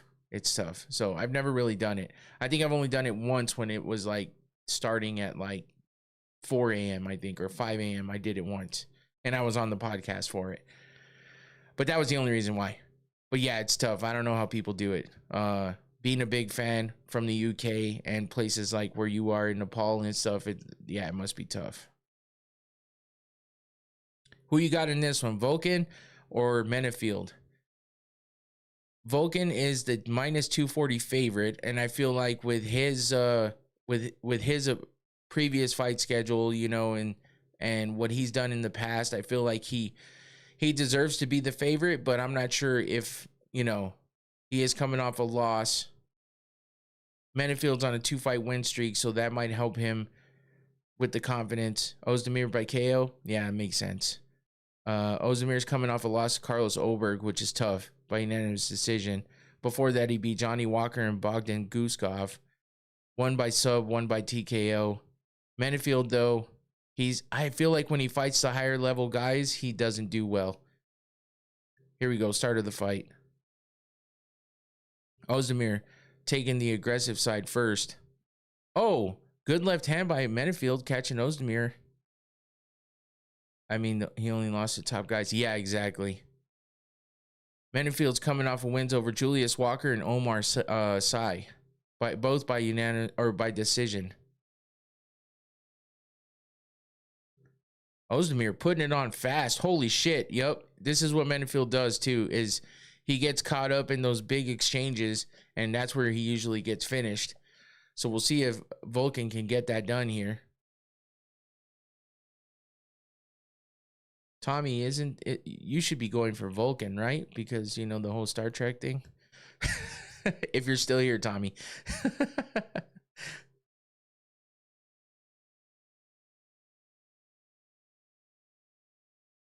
Here we go. A minute into the first round. Oh, big knee by Ozdemir.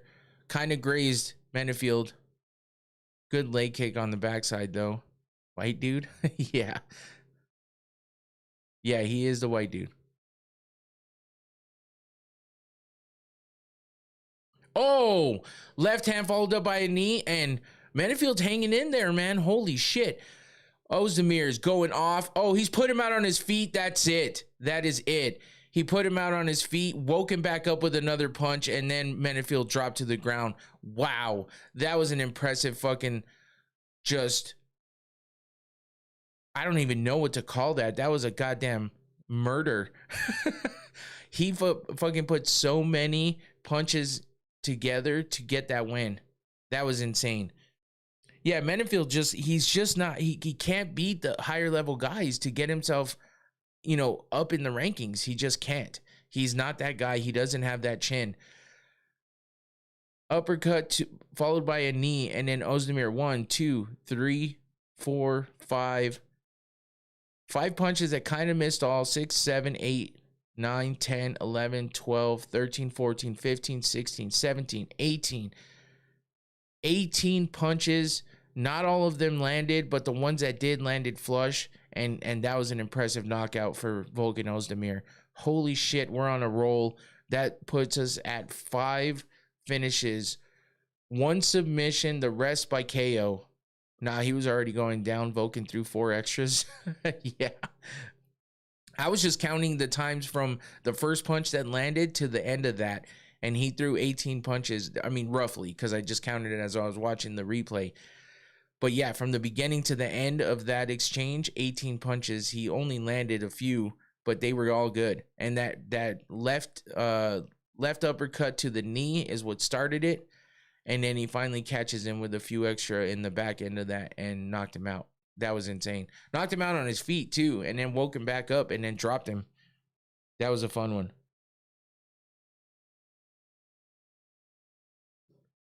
Quick too. That was quick as hell.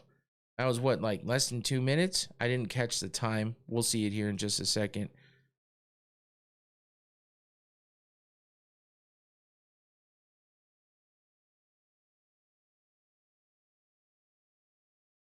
Here's the announcement. We'll see how much time it was. 1 minute, 27 seconds. Wow.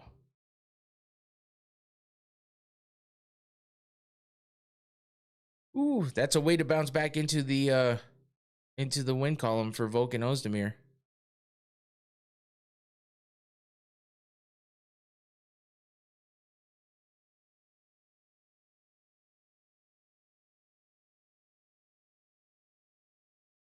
$15 first-round finishes for Volkan Ozdemir with 21 overall wins. God damn. I pray to all the gods, please don't let Bilal hug for 15 minutes. That's what the fuck I'm saying, man. That's what I'm worried about. But holy shit, do we have the good fights coming. What should be the good fights coming. But we've had 5 fucking finishes in a row. And I'm worried. I am worried that this next fight might not live up to that. And that's okay. It doesn't have to. But let us not go. Let us not go 3 minutes of fucking leg humping. That would suck. But yeah, it's been a damn good card so far.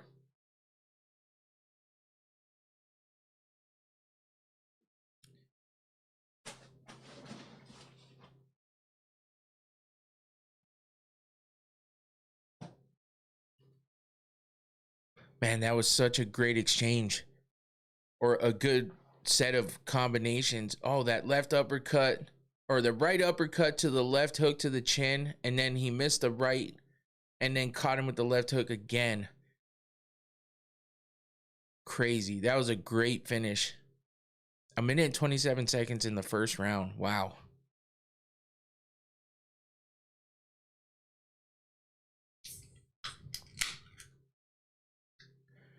Man, it's been a fun card so far. Holy shit. I just can't believe how many finishes, man. I hope Ian Machado Garry comes out fighting like he did when he first started, because we haven't seen him get a finish. Actually, I wanted to look at that because I mentioned it a few minutes ago, and I wanted to see how long ago it was that he got a finish. So his last finish was against Daniel Rodriguez, D-Rod, back in 2023. After all, he got those Benico hands. I'm not sure what you're saying on that one. What's happening here? Someone's at my front door. Luckily, I don't have to go get that. But okay, so yeah, the last finish that Ian Machado Garry had. So let's see. When he started in the UFC was 2021. He got a TKO win in the first round over Jordan Williams, a decision over Darian Weeks, a decision over Gabe Green, and then he got the TKO win over Keenan Song in the third round, the TKO win over D-Rod in the first round with that head kick, and it's been all decisions since then. Oh, Shafkat in the crowd. Holy shit. Yeah, I'm waiting for him to come back. That's for sure. That is Ian Machado Gary's only loss and last loss was to Shavkat Rakhmonov by unanimous decision. But he came back and beat Carlos Prates by unanimous decision as well. That was a pretty fun fight. I mean, it wasn't the worst fight in the world, but I just thought I'd see a lot more going on. Canelo hands? Oh, got you. There you go. Okay. That makes more sense. I was like, Venica, what the fuck is that? But Canelo hands, that shit is funny. Yeah, Bilal definitely doesn't have Canelo hands. Oh my God, what is happening? But yeah, that shit is funny. Like, Bilal Muhammad needs to stay off the mic. That motherfucker needs to shut his mouth, because not only is he boring and cringe, but he says all the wrong shit. Like this Epstein Files thing that he just talked about. What the fuck is he doing? And if you want to see a funny video on that one, I did make an edit on TikTok. So if you're on TikTok, go check it out. Just making fun of Bilal because he's a dumbass. I don't like Bilal at all. I don't know. Absolute, I'd assume you don't care for him much either, considering the Canelo hands thing. Oh, okay. He was laughing so hard at that one. Yeah, I don't know. Bilal is just, I've never been a big fan of Bilal. I don't know. There's something about him that drives me nuts. But there's a lot of people that don't like Ian Machado Garry. The controversy around him was due to his wife, you know, talking about the whole cuck stuff and how his wife's ex-husband lives with them, and which isn't true according to everything I've heard. But, you know, the rumors spread, and it's hard to beat the allegations when your wife is the way she is. She does a lot of weird shit that kind of make you wonder. But he has a cool kid. He's teaching him a bunch of cool stuff. You see him in interviews and on the mic, and you see videos. It's funny. I like Garry. I just think he's a little confused. He's a little too much of a Brazilian dick rider. I get it. He went and, you know, I get that he went and learned a lot from the Brazilians, and his wife is Brazilian and all that. But to take on her name just because it's a recognizable one, on top of the fact that, you know, but I get it. He immersed himself in the Brazilian culture. He learned Portuguese. He speaks it well. I can't give him too much shit, but at the same time, I understand where all of the hate comes from with him, because he doesn't help himself out at all. He plays into it too much, and I don't know that he even realizes it. Maybe he does it on purpose. I don't know. But the stuff that revolves around him, it's tough. I mean, it's died out quite a bit, but there's a lot of people that still just don't like him. I'm not sure he's Ian's kid. Oh shit. Yeah, that's right. I forgot about that. Oh shit, I forgot that JDM said that. That's hilarious. Oh shit. But yeah, I mean, it's funny. You know, it's funny. It's funny. It's sad for him, but it's funny. I'm sure he doesn't love it, but hey, it is what it is. He doesn't do anything to fight against it. It's just it's died out quite a bit though. So we all remember it, but it's died out. So I guess that's good for him. If he can just, you know, continue to win in better fashion than he had before he fought Prates, then it'd be good. I mean, that Neil Magny fight, the Michael Venom Page fight, I mean, they weren't the most interesting fights in the world. Jeff Neal, those three fights kind of made people be like, what the hell? Yeah, he's definitely a great fighter for sure. I just feel like he needs to turn it back up to where he was and stop fighting timid. He lost to Shavkat, but it was by decision. It's not like he got fucking finished. So I don't know what he's so shy about. Prates was a tough fight, but he got the win on that one. He did land some really good combinations on Prates and stuff like that, but I feel like he just doesn't have that killer instinct that he had in the past, which is what made him popular in the beginning, you know? So maybe he can channel that back and you know, do some more with that. But we'll see. We'll see what happens. Bilal's the perfect opponent, man, to, you know, to gain some good fan reactions on, because a lot of people don't like Bilal either. So when you get the two fighters that are really hated, the guy that beats the shit out of the other guy might gain some fans. But if it's a boring ass fight, everyone's just gonna hate on both of them because it's easy to. I think he's third best in the division.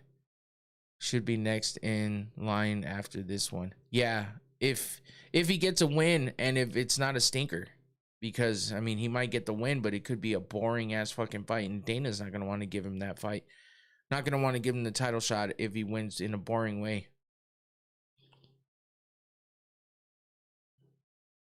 He just needs to find that killer instinct again and get it going.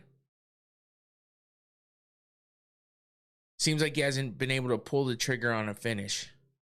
I know it's not easy, but it just seems like he's been timid on pulling that trigger. So against Bilal, I'm definitely rooting for him to get a finish. That would be great. But I want him to win in general. But to get the finish would be awesome. And Bilal's a tough guy to finish though, right? I mean, if I remember correctly.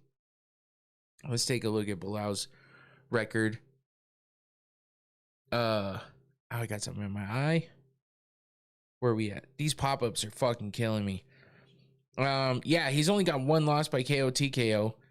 No losses by submission, but only one win there. He's only got 5 wins by KO TKO. Like I said before, he's a fucking decision machine. 18 wins by decision, 3 losses. So that's how he wins all the time.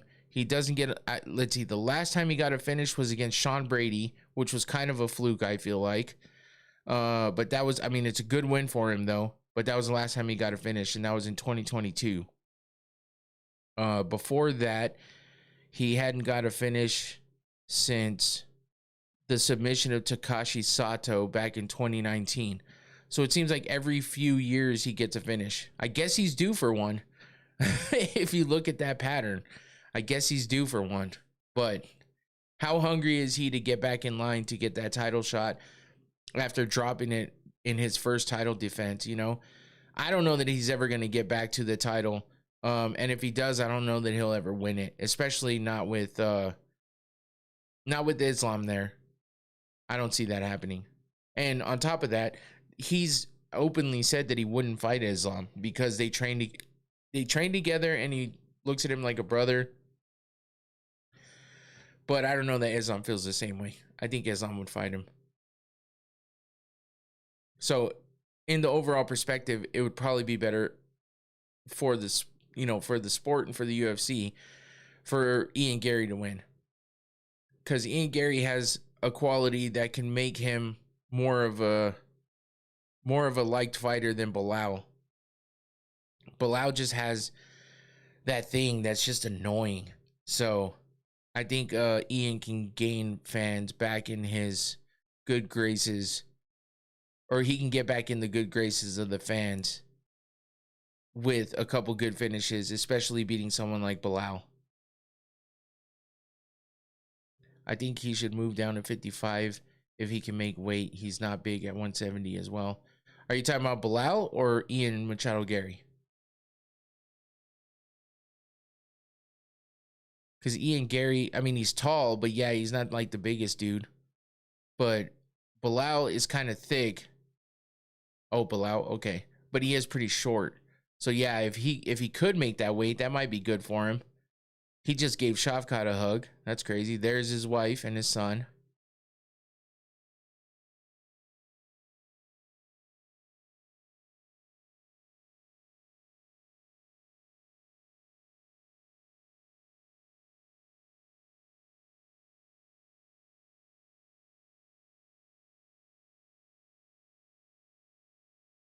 Yeah, it's interesting to see what these guys do on their walkouts. I mean, Ian seems to be the type of guy to want to go to multiple different people, acknowledge people in the crowd, all that shit.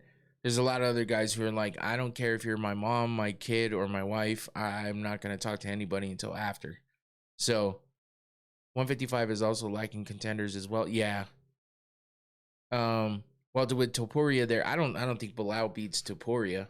Not at all.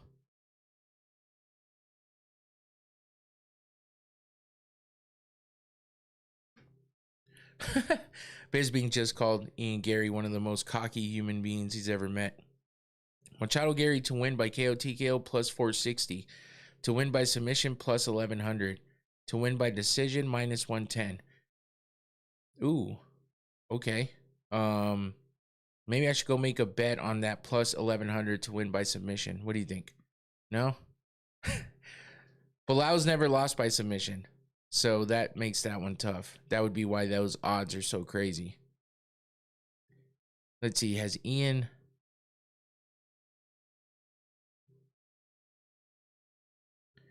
Ian's got 1 win by submission and 0 losses. Ian hasn't been finished at all. He's only lost by decision the one time against Shavkat. Damn, he's getting booed and cheered all at the same time. I'd rather bet on Belal by split decision. Yeah, that's probably. I mean, Belal is the underdog. Ian Garry's the minus 300 favorite. According to Tabology, I haven't seen yet. Got much better chances. Yeah. If it goes to decision, it's definitely going to be Belal. Because he's a fucking decision machine, like I said before. I know I keep repeating that, but it's the goddamn truth. Because not only does he have most of his wins by... I wouldn't bet on Belal either. But not only does he have most of his wins by decision, but he doesn't do a whole lot to get the fight finished ahead of that. So... 1 win by submission, only 5 by, I think it was only 5 by KO TKO. The rest by fucking, I mean, only 1 win by submission, 5 by KO TKO. The rest by decision. It's crazy, man. I mean, Ian Garry needs to put on a show and finish this early and take him out. That's what needs to happen. I don't see Belal doing that to Ian, but I see Ian possibly doing that to Belal. So we'll see. We'll see how it goes. That's what makes these fights interesting. You know, you can think about what might happen, and then we get to see it shortly after. So, but Belal, man, he's so annoying. I hate to be that way, but he's so annoying.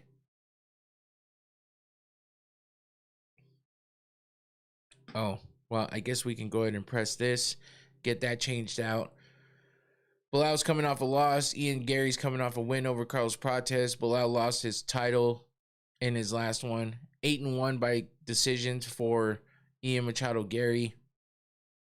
16-1 overall. His only loss being to Shavkat, like I said. Can't be talking like that to the king. Fuck, he ain't the king of shit. That motherfucker needs to check in with me when he goes to Chicago. How about that? I'm just kidding. Yeah, he claims to have a lot of motion in Chicago, but I don't know how deep that runs. What was I looking at? Oh fuck, that threw me off. I totally forgot. That's okay. And that shit was funny. I think Ian Garry should help Belal out by fixing his nose a little bit. You know, punch him in that shit a couple times and see what happens. Like, see, look at what he's doing right now. I mean, that's what I'm saying. It's just like, those are the little things that make Belal so annoying.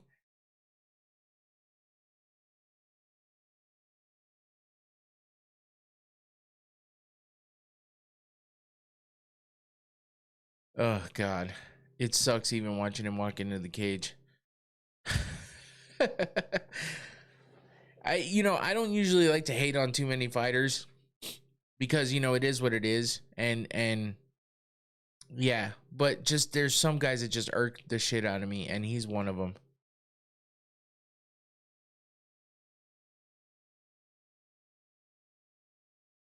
See, and Ian Garry does shit like this. I mean, it's cool. He goes to the corner. He wants to say what's up to everybody, but it's like, bro, you guys are walking in. There's animosity there. He wants to be everybody's friend. I don't get it. It's going to be a decision at least. Be it like JDM versus Belal. I'll take that any day. Yeah. Yeah, for sure. Yeah, don't be like Islam versus JDM. That was not fun. I don't want to see that. I mean, yeah, I get the dominance and all that bullshit, but, after the type of card that we've had right now, I don't want to see that. Let's get some action. So here we are, co-main event of UFC Qatar. Ian Machado Garry versus Bilal Muhammad. Muhammad coming off a loss to JDM where he lost his title, which coincidentally JDM just lost his title. So that title is changing hands like fucking, yeah, crazy. And then Ian Machado Garry coming off the win over Carlos Prates after he lost to Shavkat Rakhmonov in his first ever loss in his career. And he looked pretty good against Prates. So handing Prates his first loss of his career. So yeah, this should be an interesting one. And I'm hoping we get some good action.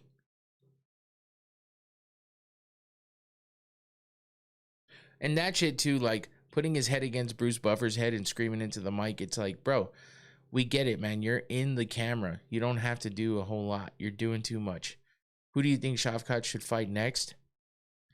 That's a goddamn good question. And I started to talk about this in, you know what? Let me go look at something real fast. Because I started to talk, oh God, Bilal, stop with the hip movement, bro. That shit is fucking cringy. Sorry. I was just like, oh my God, dude, what are you doing? Let me look real quick.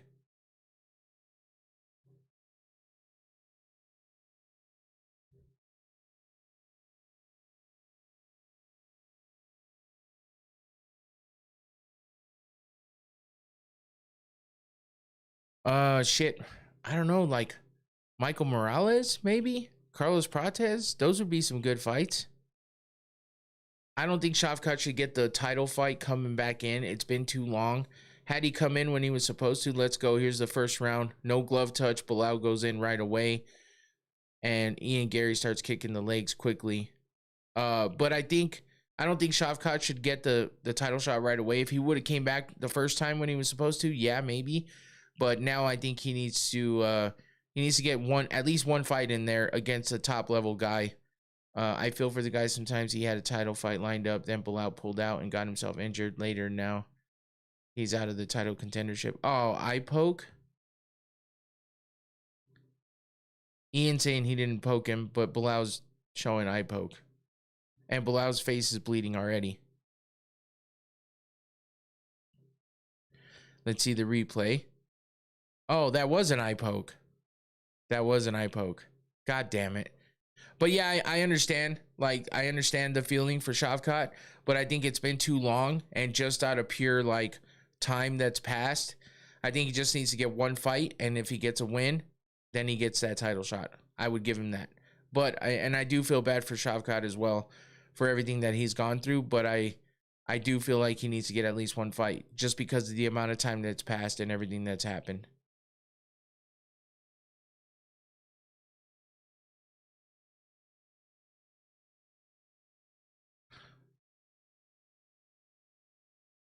You can't don't wipe his cut. Wipe his eye, you fucking idiot. You're not supposed to wipe his cut. Okay, and they're saying that on the broadcast too. These fucking morons. Why do these people do this shit? This is the type of shit that gets everybody wondering why. Like, that's what happened with with Waldo Cortez Acosta. Like, they were tending to every injury and doing all this other shit, letting him sit on the stool. That kind of shit shouldn't happen in between round. In timeouts.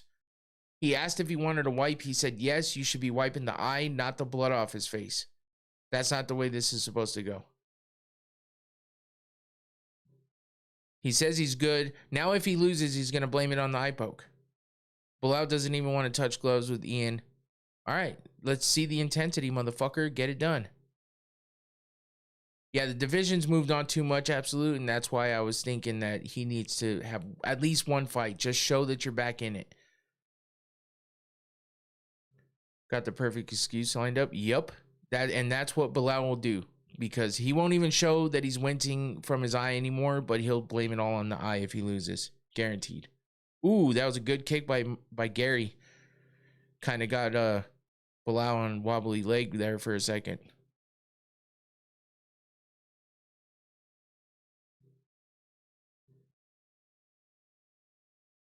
I hope Garry uses his range. Oh, Bilal lands a good right hand. Gary's laughing at him, though.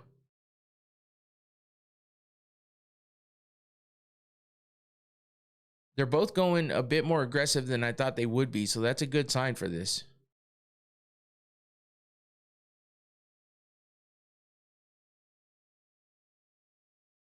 Another good right hand by Bilal. I mean, kind of grazing, but it did catch Garry.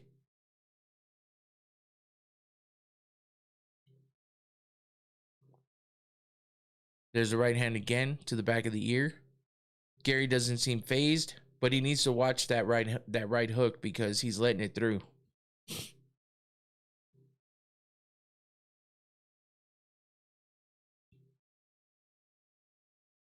.255 left in the first round. A little bit of a lull here going on. Oh, Ian looked like he slipped, which in turn wound up having Bilal miss with a punch. That was good for him. He's got those good leg kicks going for Garry. Landing on that lead leg of Bilal, those are going to chop his leg down for a bit if they keep adding up, you know.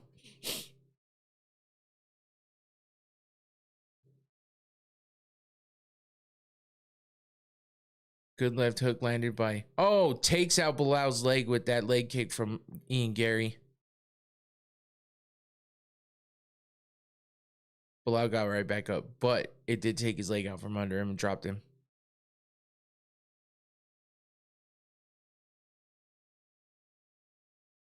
Oof. Big right hand by Bilal, but misses. Head kick by Bilal, just grazes Garry's face. Bilal goes in for the takedown. Garry defends. Bilal pushes him up against the cage. Pot shots inside. Garry's got a little cut under his eye now as well. Both of them cut and bleeding.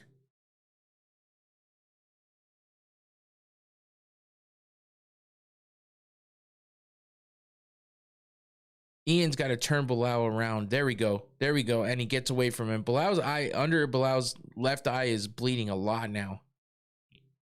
Oh, good combination by Bilal, but he misses with the big right hand. Those leg kicks are wearing on Bilal already, you could tell. Ian Garry kicks his leg out from under him every time. Good exchanges here, man. I'm happy for this. We got 1 minute left in the first round. Let's hope they don't slow down.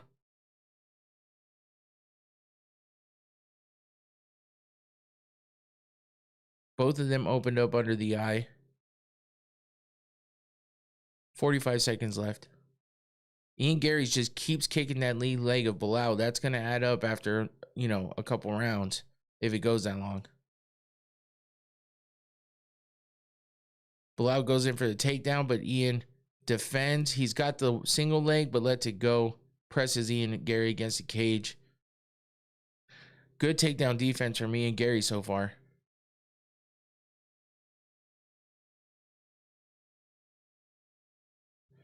Garry turns him around, and they separate.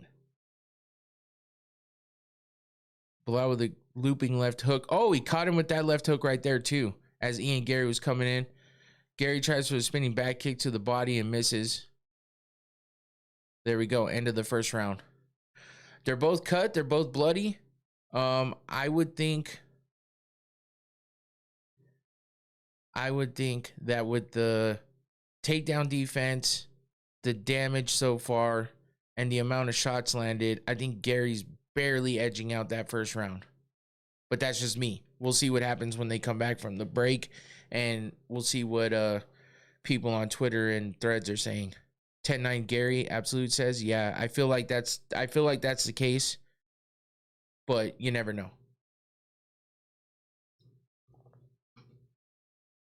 That was a good first round, though. A lot of action.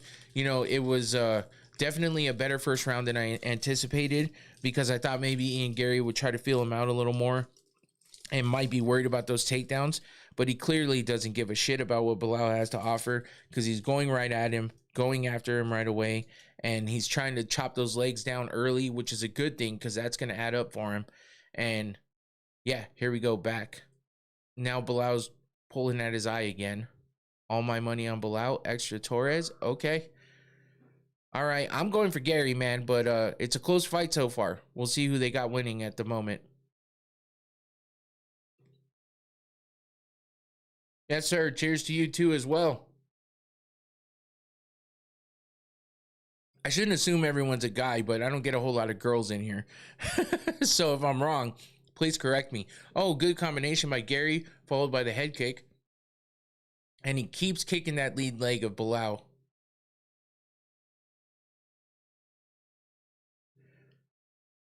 Bilal's eye is just nonstop bloody. Oh, big right hand by Bilal. Caught Garry on that one. You could see the look on Ian Garry's face that he actually, felt that one get hit.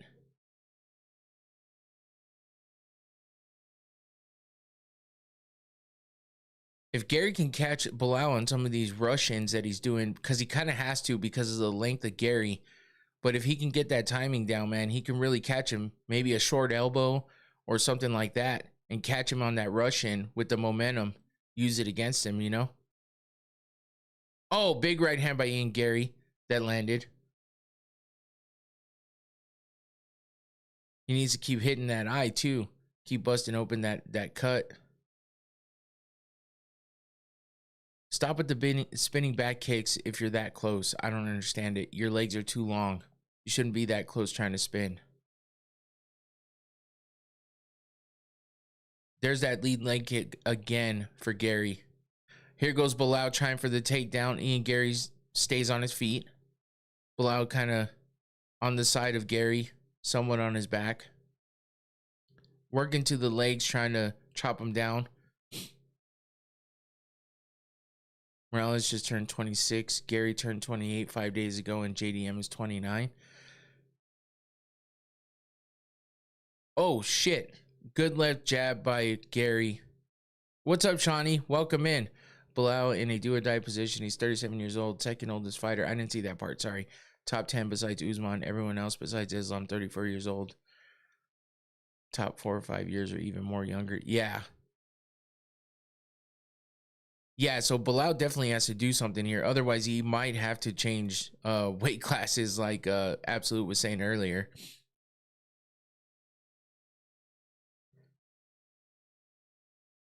Yeah, it's a tough division right now. And Bilal's not having good luck with the takedowns. Ian Garry's defense is really good. Plus, his height and his length is helping him out with that. But every time Bilal gets him up against the cage, he doesn't do a whole lot with it. Ian Garry winds up being able to get off the cage and turn it around on him. Bilal should move to featherweight. What the fuck? Why is ref allowing Bilal to grab the fence? Oh, yeah. I think they just said that about him. I just think that he missed it. I do Bilal versus Usman and the loser retires. Yeah, that could work too. What's up, Johnny? By the way, I just saw that you were in here too. Another takedown attempt, and Ian Garry defends, pushes Bilal against the cage. Now Ian's trying to pull Bilal down. He just let him go. He said, fuck that. Yeah, keep him on the feet, man. Use that length.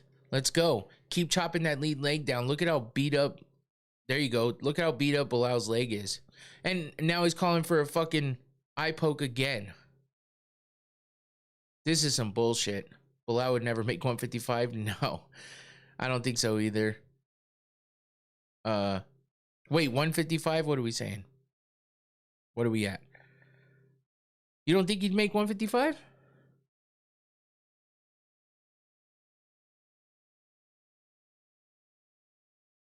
I'm looking at the replay. Yeah, that looked like more of... It was a weird punch, but that looked like a punch.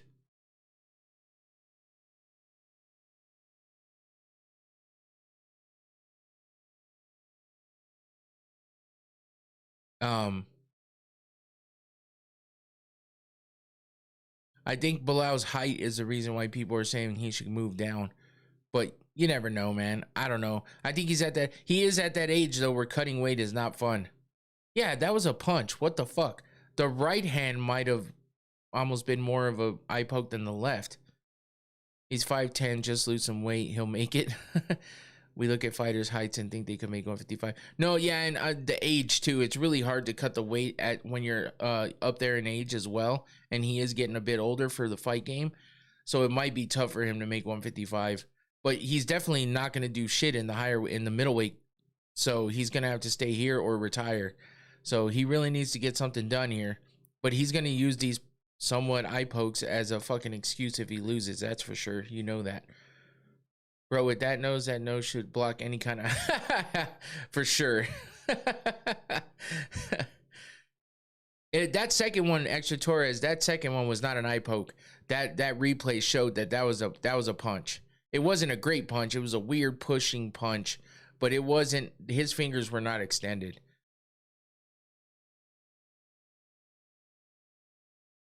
Bilal's got Ian pressed up against the cage. Ian's just throwing his hands up like, yeah, whatever. Because Bilal doesn't do shit here. Can't move 185 with that frame, so either 155 or retire after one fight. I agree, absolute, for sure. I don't think I see him moving down either. So he's going to keep trying to make things happen, but it's not going to work out for him. But that second one, yeah.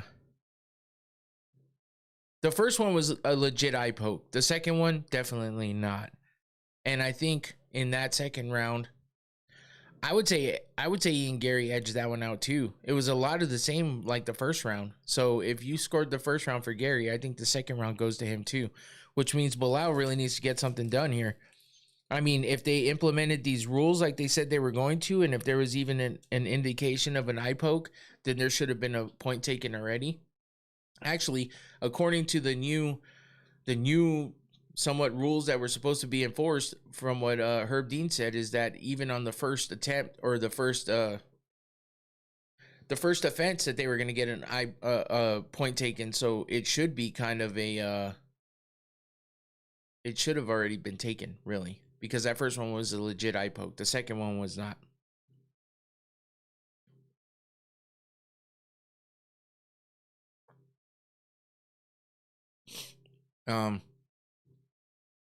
Don't mind me. I'm just having a snack here.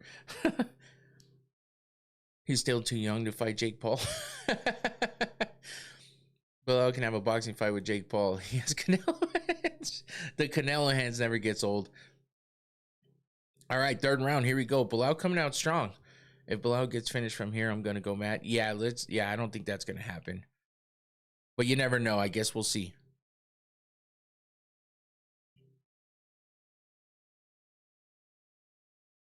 It just sucks to see that. I mean, God damn it, Ian Machado Garry. Like, we've seen him. Oh, good right hand by Bilal. We've seen him get finishes. I just don't know why he can't seem to do it. Bilal hits him again with that right hand. Gary's shaking his head no and sticking his tongue out at him. So Ian Garry kicking at that front leg again. He needs to do that more. Gary's striking is so fast and doing a great job of defending the takedowns. 2018 going into the third round. Yeah, that makes sense. 2018, Garry after 2. Okay, everyone else agrees as well. 1919 for me, very close. Huge third round coming. Sean Sheehan, I don't know about that. Good right hand by Ian Garry right there. That one landed flush. Bilal doesn't look too worried about it, but yeah, that was a good one. Spinning back fist.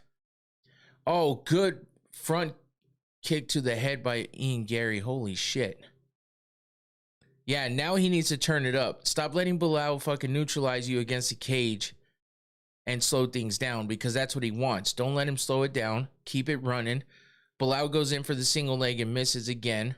He tries for the elbow inside and doesn't catch. I respect Canelo. His name is brought up every time Jake Paul is looking for a fight. I respect boxing, and that is a rare to see. Bilal doesn't get finished either, so can't blame Garry for this one. Yeah. I mean, it's true. I just would love to see Garry get the finish. So it's, 100%. But at this point, everyone's saying that Gary's winning 2-0 as it is. So I think Bilal needs to get a finish. Otherwise, he's losing this fight regardless. But I respect Canelo as well. I know a lot of people there's a lot of haters out there, but yeah, the Canelo hands thing is just funny because Bilal thinks that he's got good boxing and he fucking doesn't. Otherwise, he'd be using it a lot more in this fight, and he's not. I mean, he's catching Ian with some good shots, but nothing that's too crazy. Ian with that push kick to the front leg is crazy. I don't know how he hasn't hurt him more with that. And Bilal just ties up at this point. Third round, you know, he's gone 5 rounds. We've seen him do it. That's how he won the title, by a 5-round decision win. But like, he keeps tying up Ian. And it's either because he's frustrated and can't do shit to everything he's doing, or he thinks he has a chance of getting that takedown by tying him up first. Either way, it's a fucking annoying thing, and Ian needs to get away from it and start landing some good strikes and try to get that finish. Because I feel like that would solidify him more in the thought of getting a title shot. Because, Ian just tried a knee and fell to the ground, but he's good. He's back up. But I think with the state of this division right now, you need to do something big. And it's not like this fight has been super dominant by Ian at the moment, but he's definitely winning. But it's not super dominant. So I don't know that winning a decision here is going to get him that title shot above anybody else. So I think he needs to get a finish. I'm going to be honest, my respect for Ian Garry has grown a while ago. He put himself in a legit contender shot. His fighting is caught up with his mouth. Really impressed. Yeah, I think he's gotten better. I just think that, again, with the state of this division right now, he needs to do something spectacular to put himself out in front of everybody, and that's not going to happen here. We got less than a minute, 55 seconds left in the third round, and I think, good combination by Bilal, looking like he's got Canelo hands all of a sudden. But Ian Garry's unfazed. He's all right. 40 seconds left. I don't think we have to see the rankings on Tuesday. Yeah. I don't know that Ian gets the shot after this, though. It hasn't been that impressive. This is kind of how, this is how the only way to beat Bilal, unless you finish him, and no one's really done that. It's just hard to finish him. But this hasn't been an overly dominant. Good exchange there. I think Ian has just shown what he's been doing in every other fight, which is, doing just enough to win. He's trying. It's not for lack of effort, but he's just not getting those finishes. So, I don't know. Shavkat doesn't look impressed. He gave him the half-assed thumbs up. Prates and Morales would finish Bilal. I don't know, because Bilal neutralizes things with those with the grappling and wrestling. Even the takedown attempts gets things to stop a little bit. But I do feel like with Morales and Prates, they do go for the finish a lot more than it seems like Ian is going for. But yeah, in the overall perspective, Ian's got a better chance than Morales and Prates versus Islam. I don't know about that. I think he's got the same kind of chance, technically, because I feel like all those guys are kind of the same. It's just that Morales, first of all, Morales is the last one in line here, I think. He wings punches in a way that is just, it's dangerous. I don't think that his punches, he's not a technical striker. He's just got power. But he's looked good, but let's get him in the upper echelon of things. And, Leon Edwards, yeah, he was a former, champion, but how's he been lately? I agree. We just saw Morales KO, just saw Prates KO after coming off a loss, who Garry beat. Then you got Shavkat putting in the name in the mix too. Morales would get submitted and it doesn't land the knockout. If he doesn't land a knockout shot, yeah. Hold on. Unanimous decision. Ian Machado Garry. I don't know why Bilal thought he won that fight. I don't. Like, how could you? The first 2 rounds were evident. How do you think that you won that fight? But Bilal's full of shit all the time.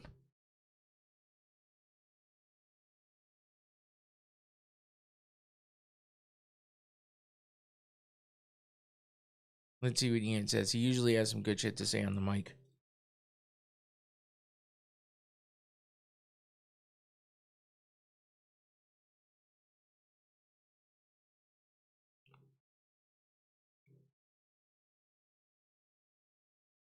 He said he hit that guy hard. He hit him very hard, and he kept coming. He said he hasn't been finished in 9 years, and there's a reason for it. He's a tough guy, and it's hard to finish him. Most wins in the UFC since 2021. Ian Machado Garry with 10. Tied with Makhachev and Pereira. Damn.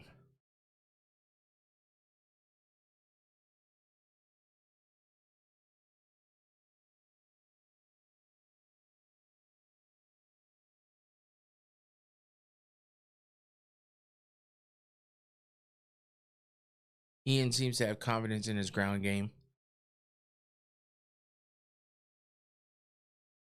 I'll tell you what, his takedown defense was phenomenal in this fight.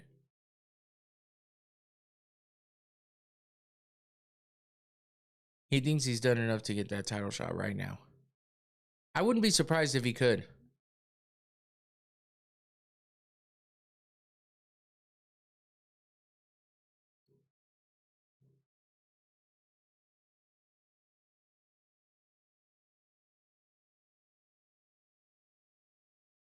Damn. Islam wrestling is different though, Johnny, for sure.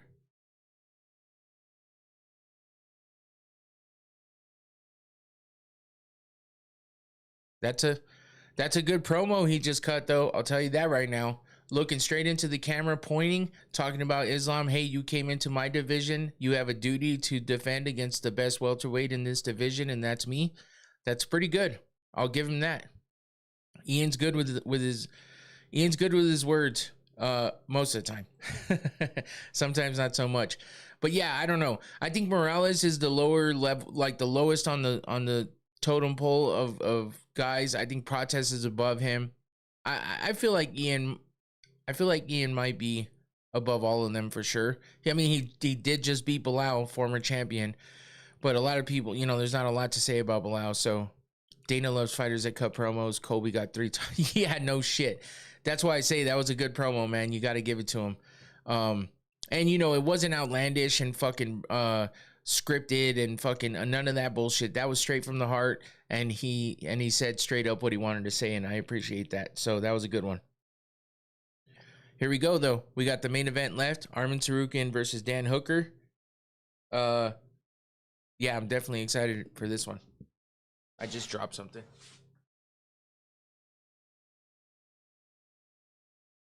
Actually, guys, hold on, Shawnee. Money fight, Makhachev versus Topuria, the fight to make. Makhachev versus Shavkat, the fight that Makhachev would take. Morales, that is an easy fight. Morales is definitely an easy fight for him. Money fight, Topuria, that's not going to happen soon. I don't see that happening soon. But I don't know, I could be wrong. I've been wrong in the past. The fight to make, though, Shavkat, you can earn a title shot with a promo more than a knockout. Sometimes.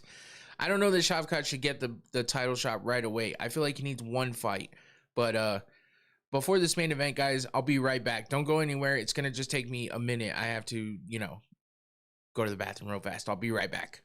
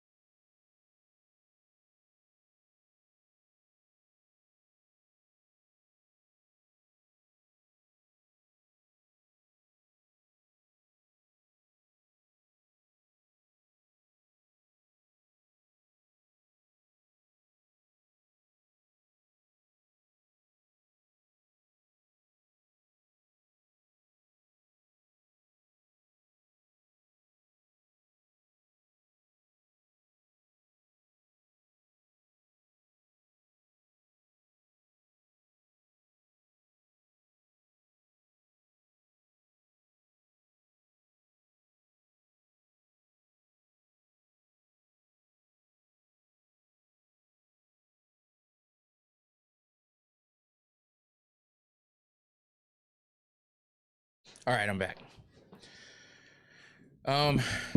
Let's see.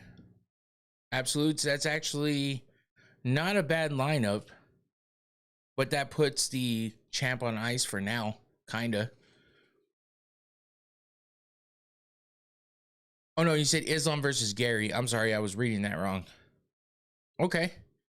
Shavkat versus Morales, JDM versus Prates. All right.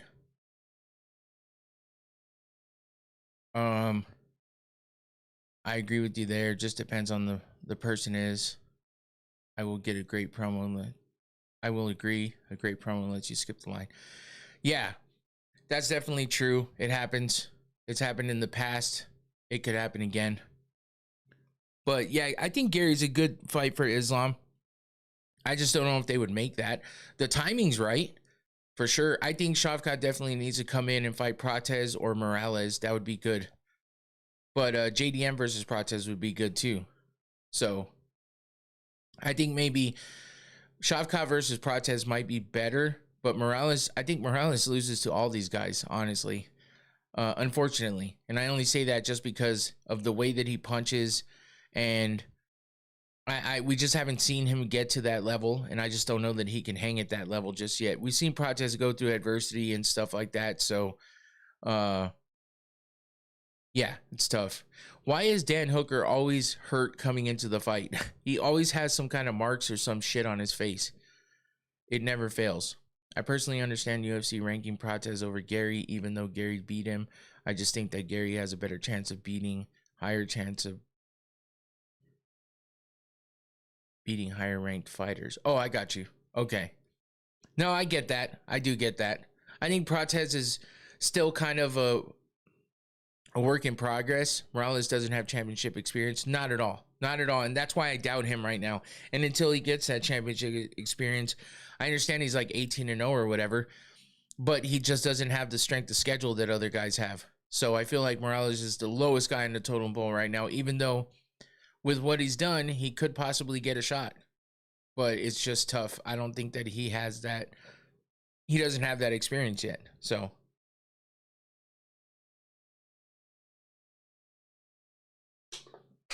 my wife just reminded me I didn't go live on TikTok, and I did last time. I kind of fucking hate myself for that. Just because it would have been cool to have TikTok going as well, like I did last time, but it is what it is.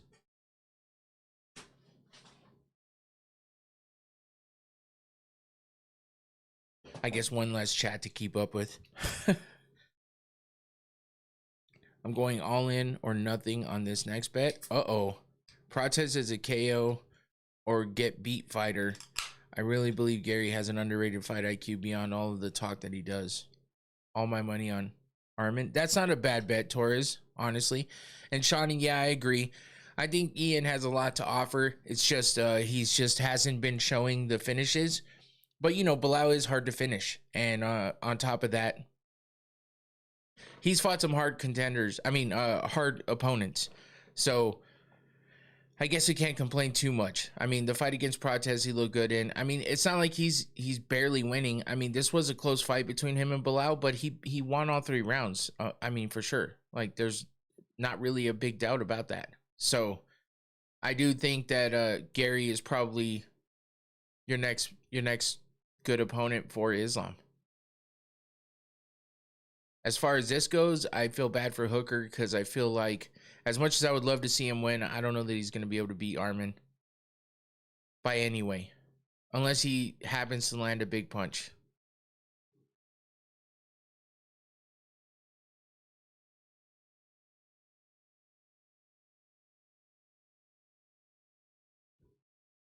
They're saying this is a real test for Armin. I mean, Dan Hooker's tough and all. I just don't know that he can beat Armin. Let's take a look at this matchup here. They're both on win streaks. Armin's on a 4-fight win streak. Dan Hooker's on a 3-fight win streak. Armin's never been submitted, only been knocked out once. So that's something to keep in mind. Dan Hooker's been finished quite a bit, but he's also had a ton of fights. So, he's only got 3 losses by KO TKO, but he's got 3 losses by submission as well. 11 wins by KO TKO, 7 wins by submission, and 6-6 by decision. I couldn't stand him when he first came into the UFC, but he was only the only one that wanted to fight Shavkat. Oh yeah.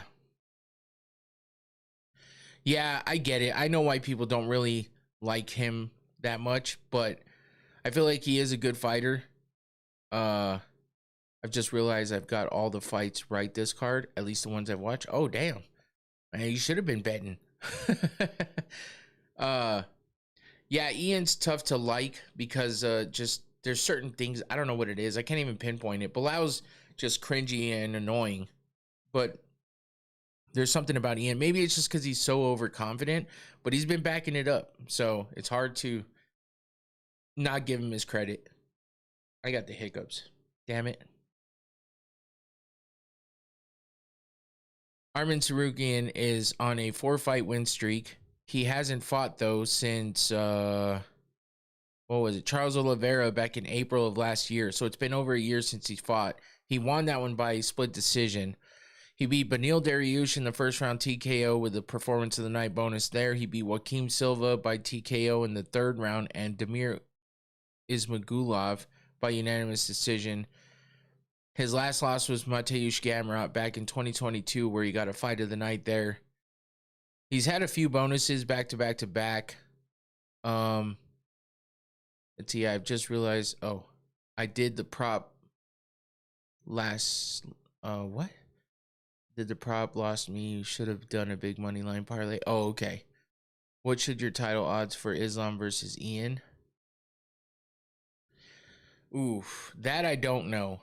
Let's see, odds for Islam versus Ian. I would give it like, I would say probably like a plus 300 for Islam and a minus like 2 something for Ian.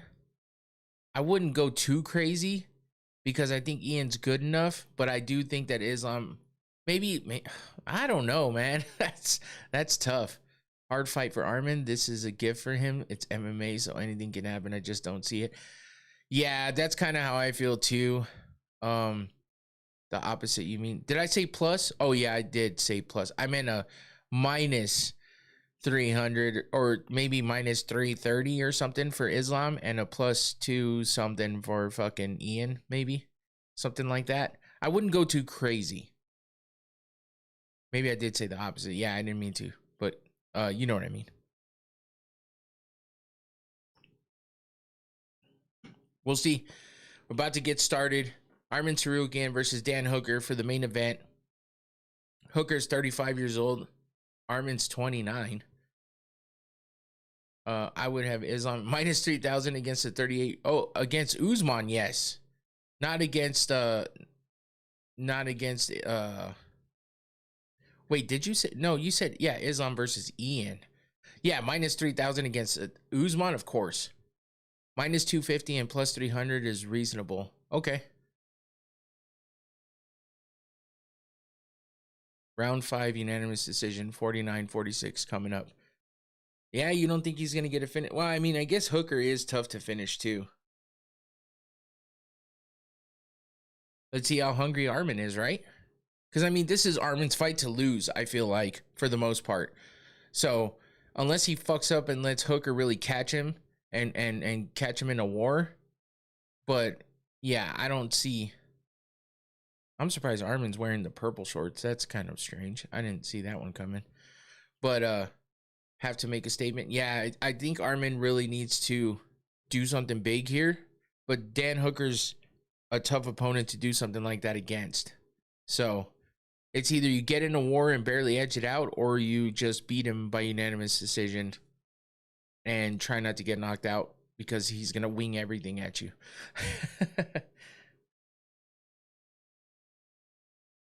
You know what? Before we get started, I'm going to hit up the Noctane again real quick. Noctane smelling salts, my sponsor. Arman wanted to be the purple Power Ranger.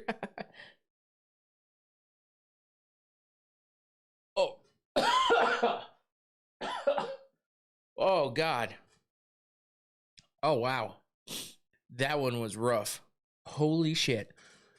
The new bottles, when you get a brand new bottle of Noctane, wow. That stuff is potent. But this is the most potent bottle with the red cap, by the way. They have a black cap that's mid-range and a white cap that's lower potency. Be careful. Try it, go in slow. But the red cap is the most potent and it's rough. In a good way, though, because that helps. Anyway, there's a link in the description below. You can check out my sponsor. In the front page of their website, they go all the way down to the bottom. It says proudly sponsoring the Going Rounds podcast. So go check it out. And they're pretty affordable. They're useful. They're effective. And it's a good product. So check it out. Noctane Smelling Salts. Don't forget to hit that like button while you're here, by the way. And subscribe if you haven't already. I'd appreciate that. But at least hit the like button if you're here watching now. I'd appreciate it. It helps the channel. And thank you all for being here. Especially now he trains with Hamzat. Yeah. Yeah, let's get into it. Let's get ready. Lock in for this main event. Dan Hooker versus Arman Tsarukyan. Here we go. Main event. Let's get it. Start the fucking fight. All right, here we go. Hooker is way taller than Arman. It's crazy. It kind of looks like that Hermanson and Orobai fight, sorta. But we saw Orobai get that win, so. Oh, Hooker catches the leg of Arman. Nothing going though. Couple kicks exchanged.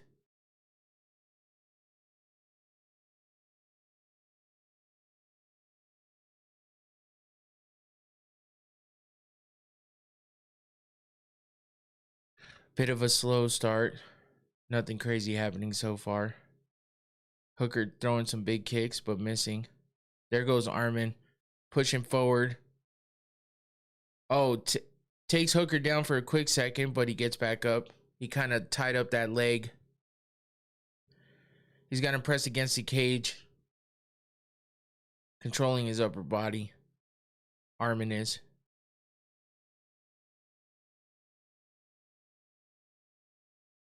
Chance of Arman in the crowd.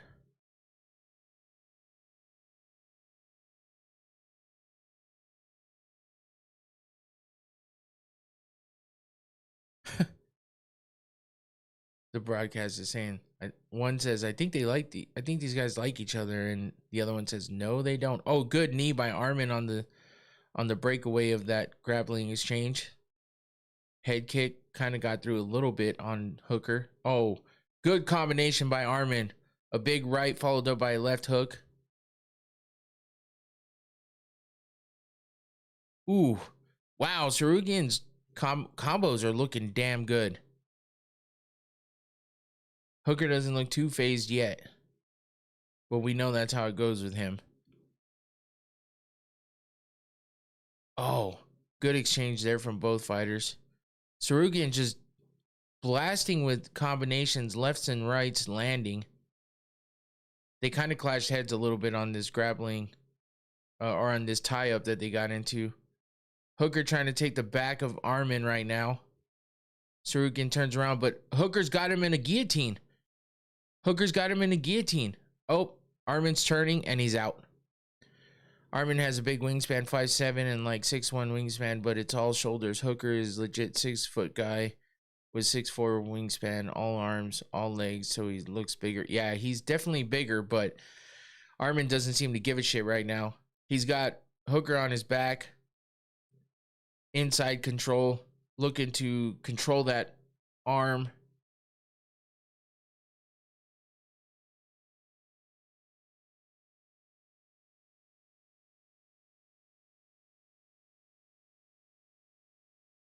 They're talking about somebody having a big hematoma and swelling. I would assume it's Dan Hooker. Cause oh yeah, it is on his left eye. Jesus. That was probably on that head clash when they went in for the takedown. I think if you just look at Dan Hooker's face the wrong way, he starts bleeding or gets swollen. Oh, damn, that shit is big though. So Arman's controlling him on the ground quite a bit, but Dan's not letting things get through at the moment. he's surviving, but it's not good for him because he's getting controlled on the ground. Armin is levels above. This is why I said he's legit #1 contender. Nobody wants to take that fight. Yeah, I mean, it's just he hasn't fought in a while, so we had to see him get back in there. I mean, it's just been a minute. It's been over a year. I mean, I didn't really doubt him either, but we'll see what he can do. If Francis cuts a promo like Stone Cold, Dana would bring him back for a White House card. I doubt it at this point, but you never know.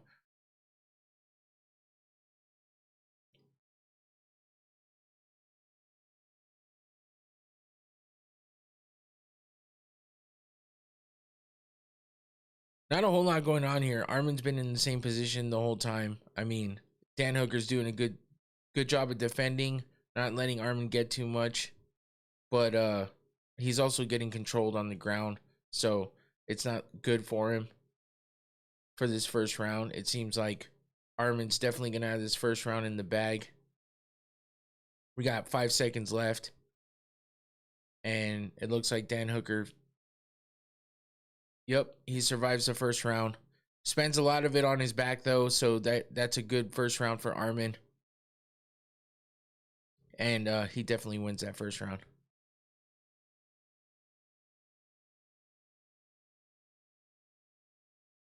Damn, Hooker just, he's isolating that arm. Yeah, I mean, it looked like he was maybe trying to get, but he was too close to the cage to try to get a crucifix. And Dan is not letting him, like, hold on to it as much as you would think. So Hooker's moving around a bit and defending, but he's not, you know, he's not getting out and getting up. So it doesn't count much.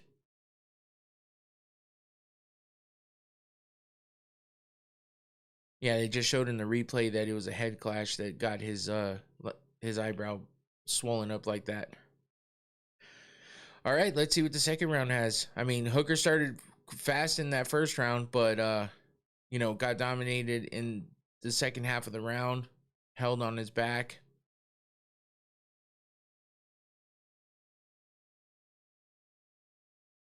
Yeah, that eye is swollen as shit. Here we go, second round.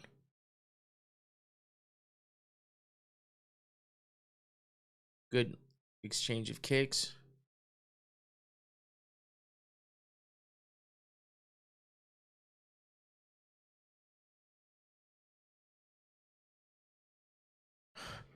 The rest, yeah, but the rest of this card is, yeah, it's been good though. I mean, I don't know that it's, I mean, that Bilal and Ian fight was way better than the Shevchenko and Wei Li fight. So, as far as like entertainment wise.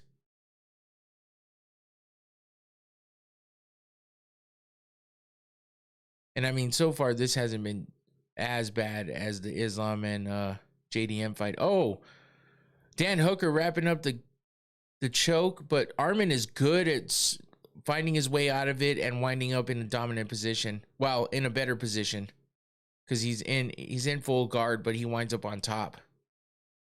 The way that he spins out of those chokes, though, is crazy.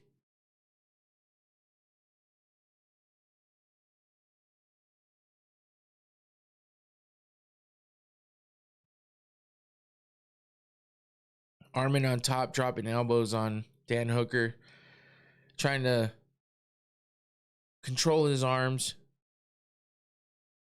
Hooker can't seem to get off his back, though.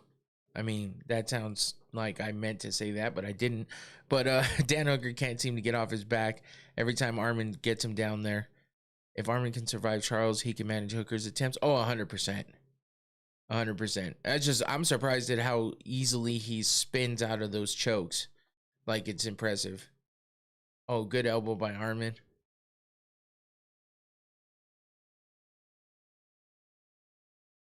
Another good elbow. Oh, shit. He keeps dropping and landing those elbows, and here comes some ground and pound from Armin, turning it up. See, this is something we never saw out of Islam.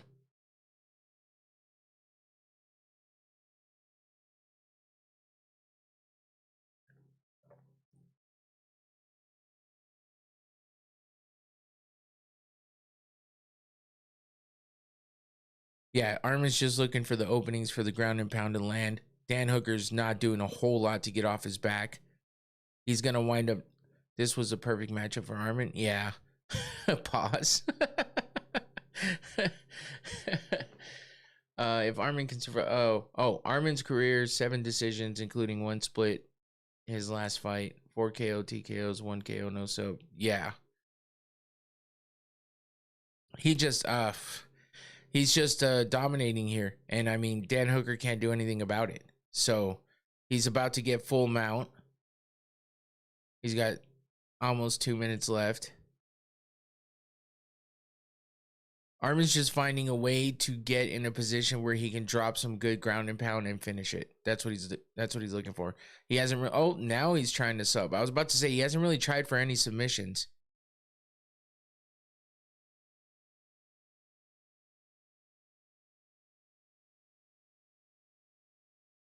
Oh shit, we might be getting an end right here. Yup, he tapped out Dan Hooker. Holy shit. Johnny, you said that too early. He got the submission at least. I mean, this was definitely a perfect matchup for Armin, because he gets a little bit of a battle, but still shows he can be dominant, and he got the finish. So we had 5 finishes in a row, 1 decision, and then another finish in the main event. So that makes for a damn good card, man. Holy shit. That wasn't the most exciting fight in the world, but that was still more exciting than the main event for 322. Ilya versus Armin would be a coin flip for me. Okay. I think it would be the best matchup to make right now for sure. $1 to 73. Hell yeah. That's good shit. Absolutes. Congrats. Yeah, I think Armin versus Ilya, the best fight to make right now. Definitely need to get that done. I think Ilya is a way different fighter than Dan Hooker, though, and Dan Hooker still, did a little bit to test Armin. But yeah, Armin versus Ilya, it's the fight to make.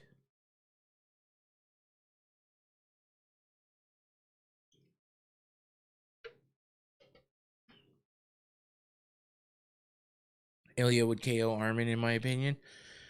Yeah. I don't know. I think Armin he's got a different type of game. Ilya is way better on the ground than Hooker. Yeah, that's 100%. That's 100%. So I don't think that he would be able to tie that up as easily. And he did take him a minute to get to that submission. Both can be true. Nobody wants to fight because he's controlling, and also he's not really a money fight. You're talking about Ilya, or you're talking about Islam? But yeah, I mean, I think that was a pretty good fight considering the way that the last card went, and I feel like that wasn't a bad card at all. Armin, okay. Nobody wants to fight because he's controlling, and also if Armin would win, he'd have to do like Islam and move up, or what?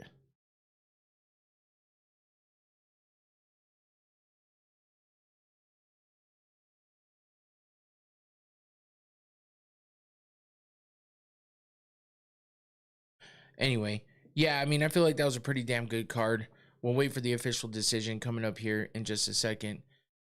He can't get a finish against Ilya. Oh, okay. Yeah, it's a tough one, man. That's a tough one to call. I think everyone's so goddamn high on Ilya, and I just feel like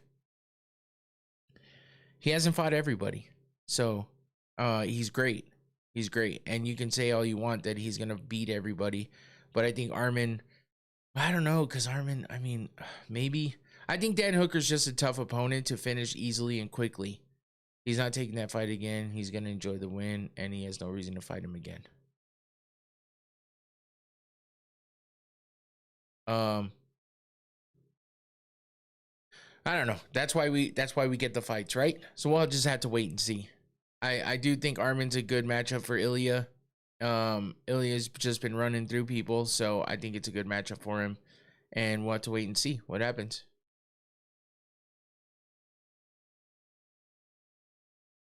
He's like, let me do my damn interview. Let's see what he has to see.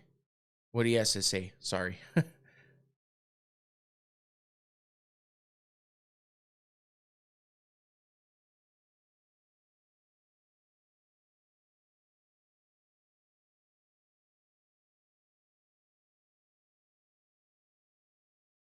I'm riding on that Ilya train since day one. He's cocky a bit, but he's so good. Yeah, I mean, I like him. I'm not like a huge fan of his, but I feel like he's good. He's been proving himself more and more. And yeah, he is a little bit cocky, and that's kind of one of the things that turns me off on it as well. Most wins since 2019. He's tied for 10. Okay. But yeah.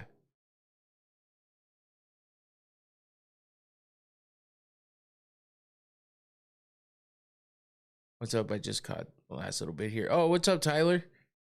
Did you how did you do in your match? I'm curious about that.